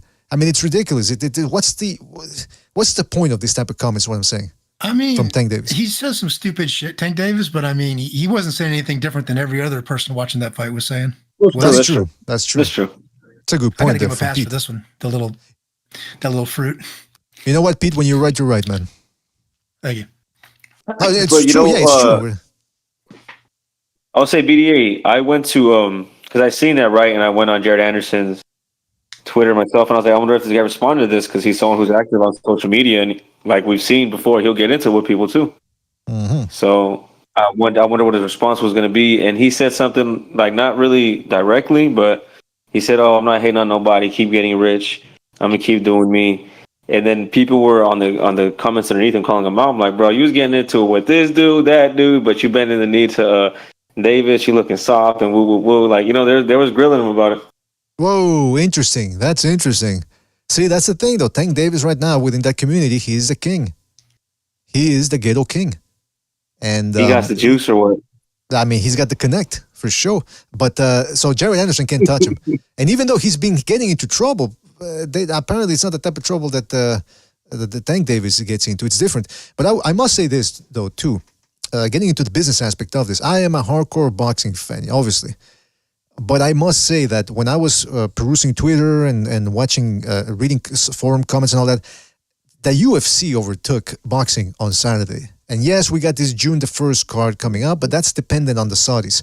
Meanwhile, the MMA, I was watching some clips of that Holloway knockout, because apparently that was epic. From 1 second left, he knocks out the other dude. And I'm looking at the crowd, and I see a bunch of Doras there. People Dora's age. So that's the demographic that people want to. That's the demographic that people want to get in marketing and all that. They want the 20 to 35, for example. Boxing left. Was that? I would have left. No. But you get what I'm saying, though. MMA seems more happening, more hip. More combat. It's more pure combat. That's what it is, man. Boxing used to kind of be that way. Now it's not. You know, it's getting watered down. People can see it. They know that these guys are a fraud in some type of way. They're showing themselves to be frauds. Whether they lack the talent that they claim they have, or they just, they're very talented, but they don't take on tough competition. Or at least they cherry pick their way if they're going to do that, if they're going to fight somebody tough, like Tank did with Garcia. No, you're right. MMA's got it like boxing had it in the 90s and the 2000s, dude. They got their shit on lock right now, especially UFC. They do. Yeah, but the thing about it is that that particular card, that UFC card, was the 300th card, So they put together like a super action-packed matchups for that card. I mean, I will say that, but Holloway's a badass. I mean, I know boxing hardcores, they you just mentioned UFC, to take a look at the business structure of it, and they're like, oh, fucking two guys fucking 69ing, oh God, I can't stand it. It's like, okay, dude, then forget my point, But if you ever do want to check out the MMA or UFC or whatever, you look at a guy like Max Holloway. I mean, that's like a striker, like right up a boxing fan's alley. I don't know if you saw with the body shots and he's vicious. And he's like past his prime too. He's on the back end of it right now. But see, that's my thing though. That's why I keep saying that there's a couple of things boxing needs to do to improve. And if you want to improve its popularity, you have to improve the quality of the fights, which means, of course, enforcing the rules across the board. And I think that's one of the problems here that boxing falls into. Because I'll say this again, when boxing does it right, it's more entertaining than when MMA does it right. Because like Pete said, he made a good point. He said, Max Holloway, why is he entertaining? Because he's a striker. Usually when you look at the list of the best UFC fights ever, it's when guys are striking. Not when they're on the ground, rolling around, trying to get into the best position, which, I've heard that before. And so it's just more entertaining because boxing has refined the technique to such a point where punching is the most entertaining aspect. And that's what boxing has done. See, in boxing, one of the things is you get dropped, you get 10 seconds to recover. So that actually allows the action to unfold in a more organic manner. Whereas in MMA, you drop the guy, you can jump on him a couple of fucking hammer fists and it's over. And I know people like the knockouts, but at some point it's almost like too much frosting, not enough cake. It's like, okay, yeah, and that's the other thing is I've seen UFC MMA fights because again, I stopped watching circa 2015, 2016, so I'm a casual now. So I'll watch a fight every now and then, and it's two guys are looking at each other, a couple of kicks here, a couple of punches there. All of a sudden, boom, one guy lands a shot and it's over. I'm thinking, okay, I mean, that's fun, but if it's always the same, it's almost always the same thing. Or it's two guys 69 each other, like Pete said. Yeah, but BJ, when I said that, what I meant was like if you watch it, I mean, they have caught on to that too at the UFC. There's very, very, I mean, relatively few matchups compared to like 10 years ago, where it's just two wrestlers just wrestling, trying to get position, trying to get up, under, over on each other. It's like that's pretty much been weeded out. They match them up pretty good now. If it's a wrestler, it's against a striker, and vice versa. Who's trying to get taken down and who's trying to stay up. But it's not like nobody that watches UFC that goes to UFC fights wants to see that shit either. Trust me. Yeah, and they know that. So well, it's just like in boxing. Like in boxing, nobody wants to see like a Shakur Stevenson style. But they keep shoving that guy down our throats and putting him on main events. Now imagine you're a casual and then you're like, oh, I'm gonna watch some boxing tonight. Oh, the main event is this guy. They keep talking about how good he is. He's undefeated, blah, blah, blah. And then he stinks out the joint. You're not going to come back to the sport. You're not going to come back. You know what he is? Dana White would kick that dude to the curb. He's opposite of what you said earlier, right? You said, BDA said, too much frosting and not enough cake. Well, Shakur Steven is a whole lot of cake and not enough frosting. You know what I'm saying? Which... nobody's gonna want to eat a whole cake without frosting, And I would say that if the UFC has caught on and they're putting up dudes that can strike and giving entertaining fights, they will never I mean, when a guy does come to fight, never mind Shakur, he's one of those guys that nobody wants to see, whether it's UFC or boxing. But when you give us the best boxers in the world, that's what makes the sports great. But that's what we're not getting on the regular. When the best are supposed to fight the best, I'll take that any day. Even if you give me the most entertaining strikers in the UFC, because we know these guys are the best, the boxers. Right, but the thing about that, since they got one promotional company over at the UFC, they can make those fights happen. Over here, the promoters are playing possum between each other, and they're trying to make us wait for 5 years, like they did against Mayweather versus Pacquiao and Crawford and Errol Spence, and that's killing the sport, and they don't want to get that part.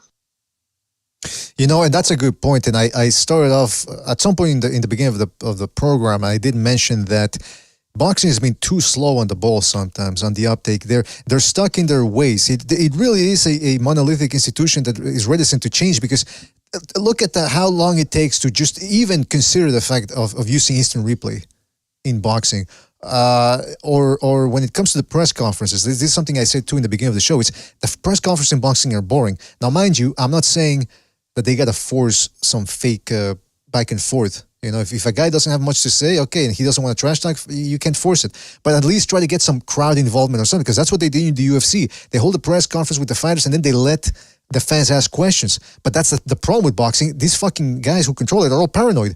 They don't. Could you imagine? Like, that's what I was saying. Could you imagine letting some of the demons we have in the chat ask Tank Davis a question? They wouldn't allow it, because they'd roast Tank Davis, or they'd roast Canelo about the Benavidez thing. It's just, and these guys don't want to do that. They got their ego. But I'm thinking, why not? Fuck it. You're getting paid a hefty sum. You should be able to take the criticism from the fans. Yeah, that's true. And another thing, I'll say another thing that the UFC is doing that boxing can't do consistently is when they build up their cards from the top to the bottom. Like people saying the UFC 300 was a big deal, and they stacked the card top to bottom. And the only boxing organization that can compete with that right now is what Saudi Arabia is trying to do with their team fights with Warren and Eddie Hearn, and what they did last year, where they had all the heavyweights. That's the only cards I see that can really compete with the UFC is doing. And to do that consistently is going to be really hard, because these guys all demand so much money to even show up. So that's like the biggest thing. Like, these guys want a lot of money, and yeah, bro, who's paying everybody, and and if nobody buys, who's footing the bill every time, you know? Yeah. Yeah, and it kind of goes into something I was just going to mention in regards to the Canelo fight versus Munguia. That fight is probably going to sell, because, I mean, 2 Mexicans at the higher weight division, but I don't know. It's not a guarantee, because, like, for example, the undercard's not good, because they got to pay Canelo so much that who they got fighting on the undercard. And another thing, when Munguia talking about the beef, I don't necessarily want to see fake beef. I mean, let's keep it real. But remember Barrera Morales, they win at it. But when it came to Munguia meeting Canelo at the press conference, he was there like he was meeting the Pope. Canelo, Munguia, too much pleasantries. Yeah, but that's what he does. He never goes in there bath-minding a guy, and but that's the problem. Is it seems like MMA too has more characters. But I want to go back to what Sobers was saying too about the money. That's the big problem. Is these guys want to get paid more? But I think now that's getting restructured a little bit, because look at what happened with Top Rank and Shakur Stevenson. Again, it's not finalized. Shakur Stevenson still has one fight with him. We'll see if he re-ups the contract. But apparently he's not happy. He's unhappy with the money that they're offering him. But now Top Rank is thinking, okay, look, we try to shove it down people's throats. They're gagging. They're spitting it out. Well, you gotta take a pay cut here, buddy, because you're not entertaining. So what's Shakur Stevenson gonna do? He could go to Matchroom. I'm pretty sure they'd pick him up. But then eventually, I think even Matchroom, they're busy. He Hearn's a businessman. He'll start thinking, well, what the fuck am I doing with this guy? What can I do with him? Why do they want him? I don't understand. They're hypnotized. He's a champion. So what? Like I don't understand. It's bad business practice here. It is, man. Hey, maybe it's the Jay Prince factor. Shakur Stevenson. They want to lose money. They want to lose money. They want to take in these fighters that are fucking boring. They think that because they want to sell you these guys as the next Floyd, but they don't understand why Floyd became Floyd. Why did Floyd become Floyd? Butcher, what happened there? All right, so the stars aligned. I always say this: the stars aligned for Floyd Mayweather. He had that fight with Oscar De La Hoya. He took, and then after that, he became extremely famous. That's why. Remember when he fought Ricky Hatton? Remember the celebrities that were at that fight? It was insane. Absolutely, Brangelina. Okay, and then he continued on that trajectory by fighting other Latinos, other Mexicans, Miguel Cotto, and then there was the talk about him fighting Pacquiao, and how eventually they would collide. And so every time he fought, you were thinking, oh, this is the last time he fights whatever guy before he fights Pacquiao. But then the fight after that, he didn't fight Pacquiao. But some people would think, oh, this is the last fight before he. And then that continued. That continued on and on and on for I don't know how many fucking years. And that kept Floyd relevant. Also, his undefeated record as well, right? He developed this aura of invincibility. You have to watch this guy. He's invincible. But again, so many things were happening. So many factors were taking place. This cannot be recreated again. Or it can, but Shakur it's not does going to not happen. It's not in the same situation. Shakur is not in the same situation. It shouldn't be ever created again. Another thing was boxing was way more popular. Remember, he came around the time, like a little after, where there was Felix Trinidad, Oscar De La Hoya. There was a bunch of good fighters. Sugar Shane Mosley, and he was around that. He was around that weight class, and there was always rumors of him fighting these guys eventually, right? And so that's another reason why his popularity grew. Oh, also, by the way, he was fighting on HBO. And I mean, the younger Floyd would at least sit I don't know, momentarily, or he would pick his spots and he would trade punches with you. And, maybe as you get older, kind of like the Rigandao effect. We see Rigandao all of a sudden getting a knockout, like at Islam Lara as well, because their legs are gone. So that's going to kind of be a good thing. Make that what you will. But what I'm basically saying about Shakur, it's a shame that you're a young guy and you're constantly running when you do have your legs. When you do have your legs under you, but that doesn't mean just because you got good legs that you're going to use them all the time, because that makes you look way more of a coward. Yeah. And by the way, I was talking about Floyd when he became popular. Obviously, before 140 and below, he was a little bit more exciting, obviously. But that era doesn't really count in terms of popularity. He wasn't popular back then, that popular. I mean, we knew him, boxing fans knew him, but he didn't transcend the sport. He transcended the sport after he fought De La Hoya. Right, and that's the other thing, though. I hear always these myths, too. It's like, Mayweather was big because people paid to see him lose. Again, I never understood that theory, that hypothesis that that means that if you want to be a pay-per-view star, people have to hate you. That wasn't, like Butcher explained, that wasn't why Mayweather was popular. The other thing is, he fought Mexicans. How many Mexicans did he really fight? He fought De La Hoya on Cinco de Mayo 2007. He fought Mosley in 2010. Not too many, BDA. Yeah, Marcus doesn't really count, man. And Mexican, I mean, we're watching Floyd, undefeated Floyd fight a Latino. Mexicans are going to show up, man. Yeah, we're going to show up. That's for sure. I used to watch Victor Ortiz, Paul Guerrero, Maidana. Who did he fight before? There was Jesus Chavez, El Toto, the guy that got sent to prison. But that was at 130. That was at 130. I'm talking about like the welterweight Floyd, Right. No, well, that's in less. Floyd Mayweather fight. I would watch Floyd Mayweather fight to see if somebody will beat him, or he'll pull off one of those masterful performances like he did against Corrales and Gotti, right? So, there was a mixture, because that shit is exciting. When he was pulling it off, I was like, man, that's impressive. Of course. Yeah, he beat up Gotti. That was a big win. I forgot about that one. I mean, that was a big win. I mean, he could have won that fight. We knew he was going to win that fight. I don't know why they made this. They created so much hype around this fight. Gotti is limited. I think a lot of people knew he was going to beat Gotti. I think a lot of people knew that. But what I'm saying is the performance. I would never say it's a born. See, Shakur, you don't have that. Who have you ever beat up like that? That's what I'm saying. And there's no an opponent, famous Filipino or somebody that he can fight. Well, that's why. That's why Tom Prank, I guess, but that's why Tom Prank is now starting to look into making Navarrete versus Lomachenko. That's when they're putting in Navarrete against that Ukrainian Olympic, who's a southpaw too, because it seems like they're trying to gauge him versus Lomachenko, if Lomachenko beats Kambosos, because Shakur Stevenson is not going to bring the ratings in. And that's the other thing. If Shakur Stevenson would have fought Gatti, he would have fought him like he fought Santa Cruz. He would not have stood in there in the pocket or not in the pocket, but in front of Gatti the way Mayweather did and dismantled him. So that's, again, if you want to be a star, it's very unlikely that you're going to be boring and become a star and that people are going to watch you and that they're going to give you the adulation just because you win. It doesn't work that way anymore, man, especially in this economy nowadays. Look at Garcia Haney. People are under the impression now that Garcia is not going to give it his all and they're not paying for it. And on top of that, the tickets are overpriced too. That's another factor there.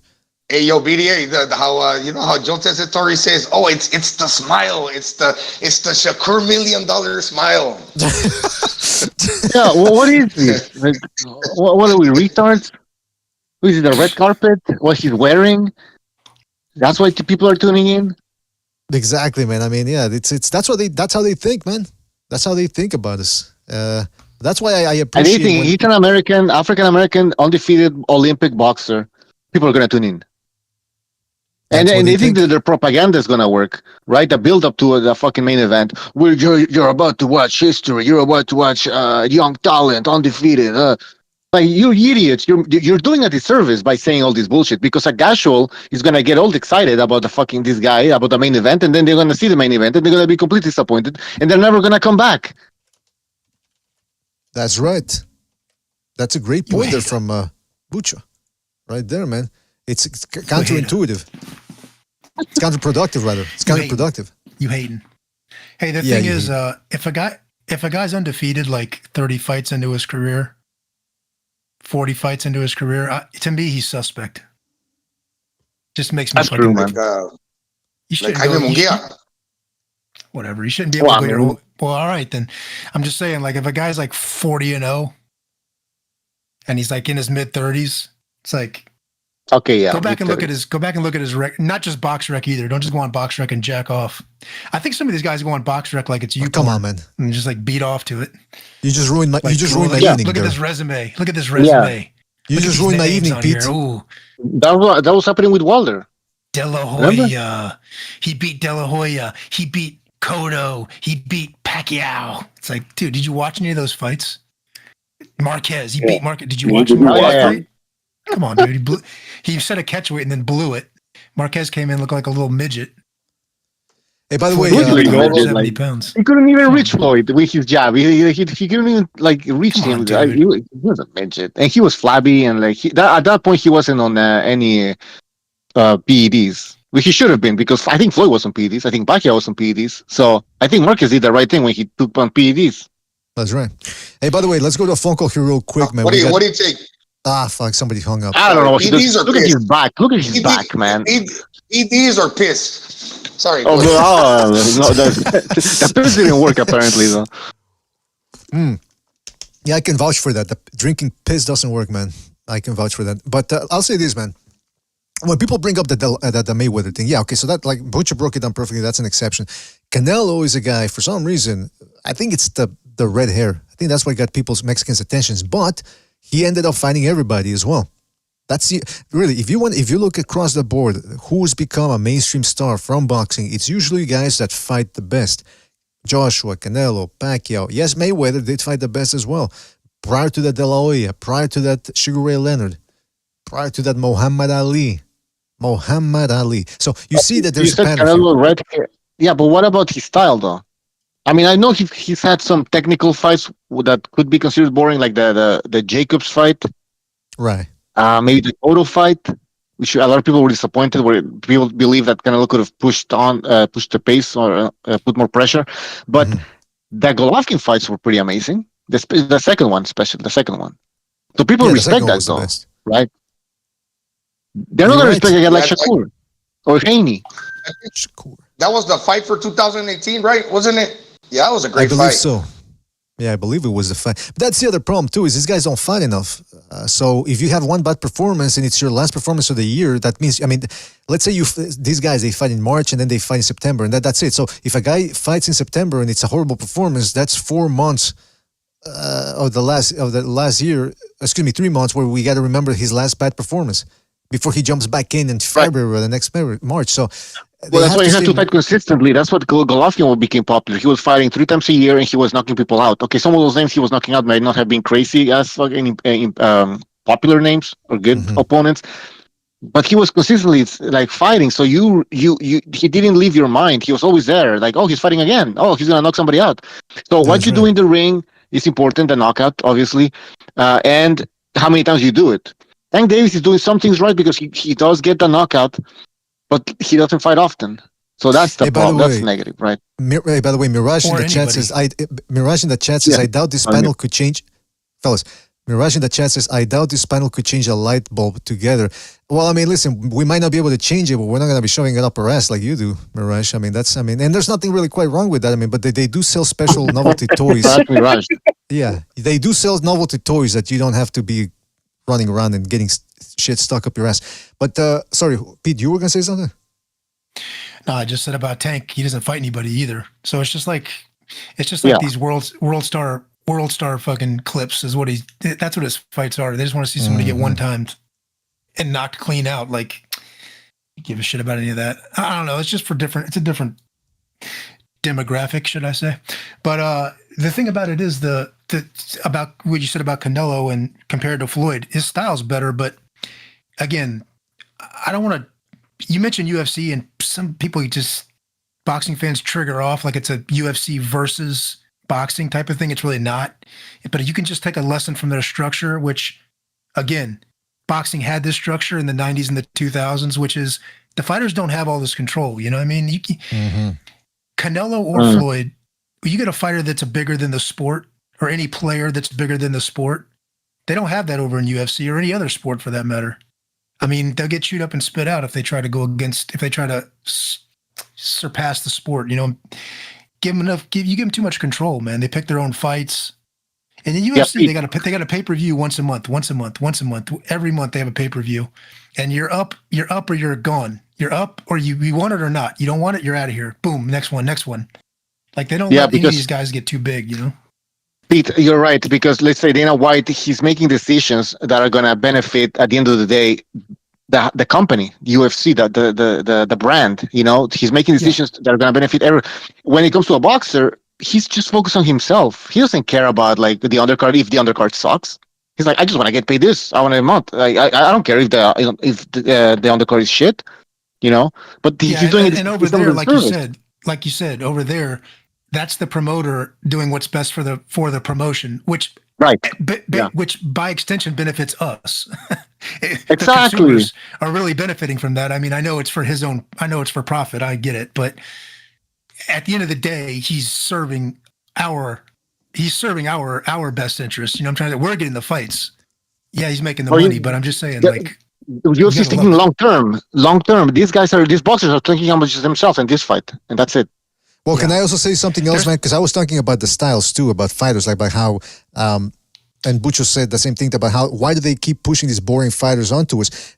Earl Stevens, I think it was Earl, who said about how it's also the journalists' fault, that the boxing journalists, they love to fawn over these boring fighters. And so I think it's the same thing with the people who defend promotional entities. Look, if Matchroom is fucking up, we have to criticize them. Same thing with Top Rank. But with the PBC, who are really leading the pack in terms of bad management and promotion, especially this year, people still say, oh no, they're good fights. Or sometimes they'll do this. Since they can't defend the PBC product, they go, why are you worried about it? Why are you criticizing? Just enjoy the fights. Well, that's precisely the problem. We're not enjoying the fights because they're not putting together any fights. So we have to, in other words, what I'm saying is you have to criticize these guys because otherwise they think, oh, nobody's complaining. That means they're liking they like what we do. Let's just keep shoveling the same shit onto the runway, which is what we as boxing fans have done for too long. That's why these boxing promoters and channels have grown complacent, and they give us same old. We're too loyal. We're too stupid, I think. And even probably, you know what I suspect, BDA, because now it's like social media, everything. The information's out there. I think that these boxing writers, now that you mention, they probably think that they're hardcore, that the rest of the world are casuals, and that we cannot see with their own two eyes because they've always been in that position where, like, we know what we're talking about, and fuck everybody else, in my opinion. But now I'm discovering that there's other people that follow the sport, and you can't basically just sell us a whole bunch of things that are not what you say they are for these writers. That's right. That's right. They try to bamboozle and corn swaddle us here every other week with some of these fights. And I say enough. What do you think about that? There has to be some checks and balance. There have to be some check and balances here. And that's the thing. Like, these promoters will all understand, managers, whatever. They will only understand when they start losing money. Absolutely. The market's going to have to teach How many them. people on the planet? The market. It's never wrong. And they are. That's why it's on this, basically the trash heap of sports. You know what I mean? I mean, if you really think about it, I mean, not to get it down. Yeah. That's why it's like the piece of shit, rundown, shithole, abandoned house of sports. I mean, really, the language. Come on. Just being honest. But I mean, if we got here, we can get out of here. That's the one thing you can say. They did have it on lock in the 90s and the 2000s. They can get it on lock again, but it's going to require these promoters to basically start a cartel, which is what every other sports does. Every other sport, if it's not a monopoly, then it's just like the NFL team owners or the NBA team owners they just put together a club and then don't give the players too much power. Yeah, but they're on the same network. 90 seconds. They do what, Bujo? They're on the same network. Like the NBA, I mean, you sell the rights to a network or networks. And see, the thing with boxing is like there's 3 different companies, 3 different networks. So you're saying that they will have to like become like the UFC? The UFC is one way to do it. I mean, if you can get one promoter to smash all the other ones out of the business, then yeah, that'll work. Or the NFL, just for instance, I'm just saying, the NFL has got 3 or 4 different network contracts, 4 or 5. I mean, they got their own network. They got Amazon Prime Thursday nights. They got NBC Sunday nights. They got ABC on, and those networks pay them. Just to be clear, I mean, they bid on these contracts every 10 years to air they have a bid to air their fight, to air their games. Right.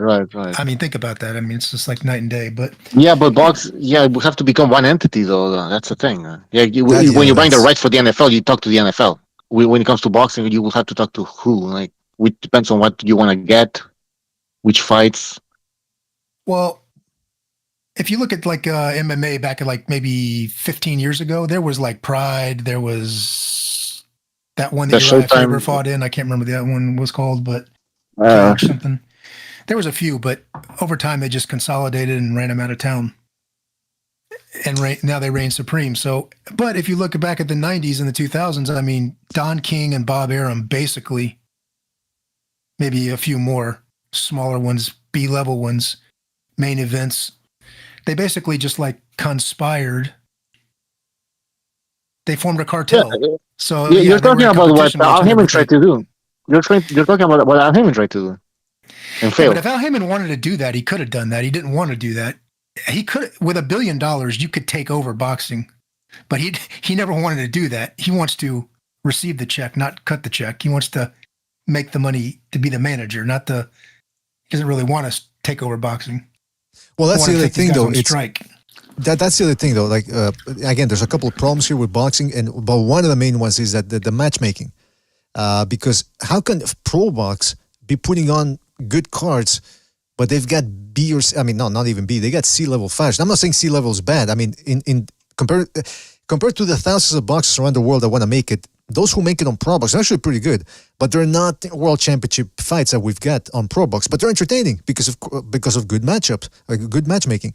And it's the same problem. I mean, it was the same thing with Boxing After Dark back in the 90s. The aim was to show lesser-known fighters, but putting them on HBO, primetime, marquee, and it worked. Barrera McKinney and Barrera Morales, Paulie Ayala versus Bones Adams, those 2 fights. I mean, they need to start focusing too on good matchmaking. But again, the problem with that is, like Bucho said, fractured business. You got Matchroom, you got BBC, you got the Golden Boy, and then you've got some other ancillary promotions, and they can't all just come together and make the fights.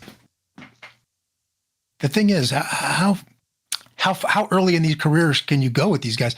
You're talking about like 16 fight guys with like 10, 12, 16 fights. Carmel Moten's got 3 fights and they're already like sucking this kid off. I mean, they're already like advancing people are already treating this kid like he's a contender and everything. I mean, It's, in other words, I think the talent pool is so shallow that you can't even get like a Marquez and Pacquiao fought 4 times. The first time they fought, they looked like little kids. You saw that, remember that first fight at like 126? Right. They look like little fucking teenagers in there. So it's like they gave you 4 great fights. Even the 4th fight when Pacquiao got iced. I mean, I'm a huge Pacquiao fan, but it was still one of his best fights. It was still a fucking badass fight, even though he got knocked out. I mean, but they gave you 4 fights because they started early. These guys now, shit. Shakur's got how many fights does Shakur Stevenson have? How many fights does he have? 20, under 20, I think 20. right? Yeah, about 20. But I must say, 20 fights, and this kid's quote unquote a free agent after 20 fights. Holy shit! But that's why I'm saying pray that the Saudis actually manage to attract a bunch of sponsors or attention so that they can keep this going. Because look at the card that's going to be taking place on June. You're talking about matching guys up and coming guys with each other. I mean, Austin Amo Williams versus Hamza Shiraz. Normally, these guys wouldn't even think about each other until they were, 3, 4, 5 years down the line. And even then, they're fighting that day. Raymond Ford taking on Nick Ball. 2 undefeated guys as well. So, I mean, if the money's right and they can get these guys together, it happens. So the Saudis are a big hope, man. And it's unfortunate that the boxing business has to rely on this big money, big bucks. But it's a reality. And hopefully they can continue this momentum. Because otherwise, boxing's in trouble, man. Anyway, fellas, I think we're going to wrap it up here. Call it a day. All right. Yeah, well, so make sure to hit the like, fellas. Hit the like. Oh, wait, hold on. So we need to get some predictions here before we go. We didn't get. Gonzalo. We did get. Okay, so we're lacking Recognize and Bucho's performance predictions here. So just Haney by decision. All right. I'm gonna say, yeah, man. I'm gonna. Man, I almost want to go Ryan Garcia, but I don't trust him. You know what I'm saying? I think that if Ryan Garcia fights discipline, he's not making it obvious. He's not swinging, for home run shots. I think if he stays disciplined and he mixes it up, he could easily beat Devin Haney. But I don't think that's going to happen. I think Devin Haney's going to frustrate him. He's going to win by the decision. It's going to be maybe a bit impressive, but I think I'm going to go with the safe bet. All right. Devin Haney by a, unanimous decision, some shit like that.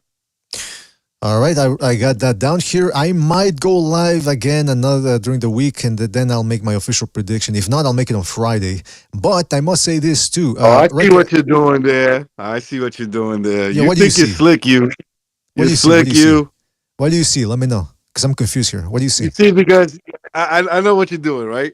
So what you do is you wait to the weigh-in, which is smart. I like that. No. Come on. I see right there. Hey, listen, I'll make the prediction. I might make it if I don't go live. I'll do it on the Discord, but it'll be. I'm not. Hey, you think I'm gypsy boxing? He's always waiting for the weigh-in. I'll wait for the weigh-in. It's like, nah, man. I don't rely on the weigh-in. I don't need that shit. It's the gypsy. I'll wait for the weigh-in. It's the gypsy. The odds for this fight are like Haney's like a 10-1 favorite right now. He's really a 10-1 favorite. Yeah, I think it's like he's winning minus 900 or something like that. Yeah, he's to win by decision. I'm not a gambling man. Oh, by winning. I'm talking about the overall fight. Do you know what the odds? The overall, not decision. I'm sorry. Overall is minus 900. I think Haney, and Ryan's a plus 700.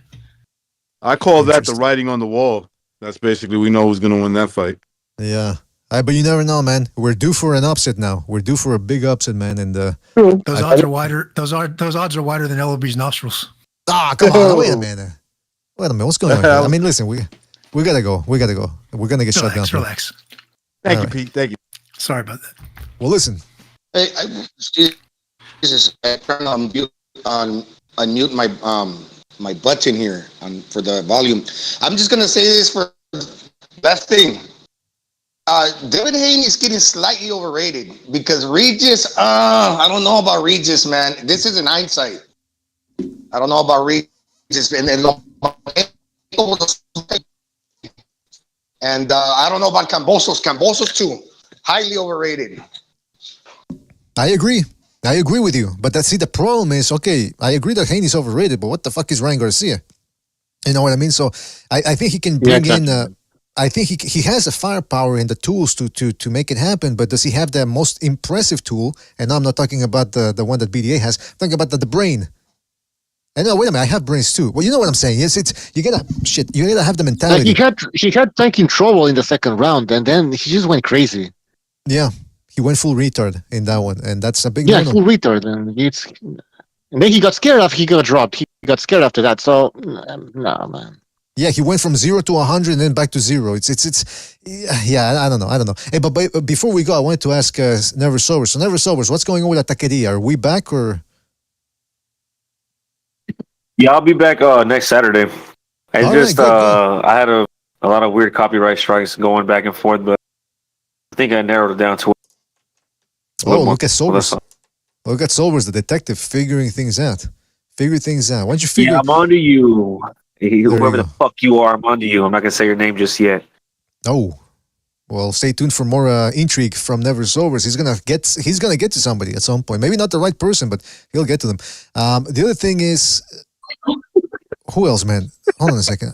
There's another thing. Oh, yeah, people. What can I ask Butcher one thing? Well, hold on. Let me just say real before I forget. HJ92 says, is everyone going to go on the voice chat today? Recognize the Matrix. Recognize. He's asking if there's going to be a voice chat thing today, or tonight, rather. All right. The silence from Recognize is his way of telling me to fuck off. Gonzalo, go ahead, man. Sorry, what were you going to say? Yeah, Bucho. Ah, shit. Bucho left, man. Just as you were saying that. Well, you can ask me, man. I'll speak for Bucho. Why not? Hello? All right, everyone's dropping off here. Yeah, everyone's dropping off here. I can't hear you, Gonzalo. I can't hear Gonzalo anymore, though. I can hear you, though, BDA. Yeah, Gonzalo, I can't hear you, man. I think you dropped connection or something. I don't know. But you're still here, but I just can't hear you. All right, now listen. We got to go. Shout out to everybody who joined us here, talking about Sobers, Gonzalo, Pete, Recognize the Matrix, Bucho jumped in as well.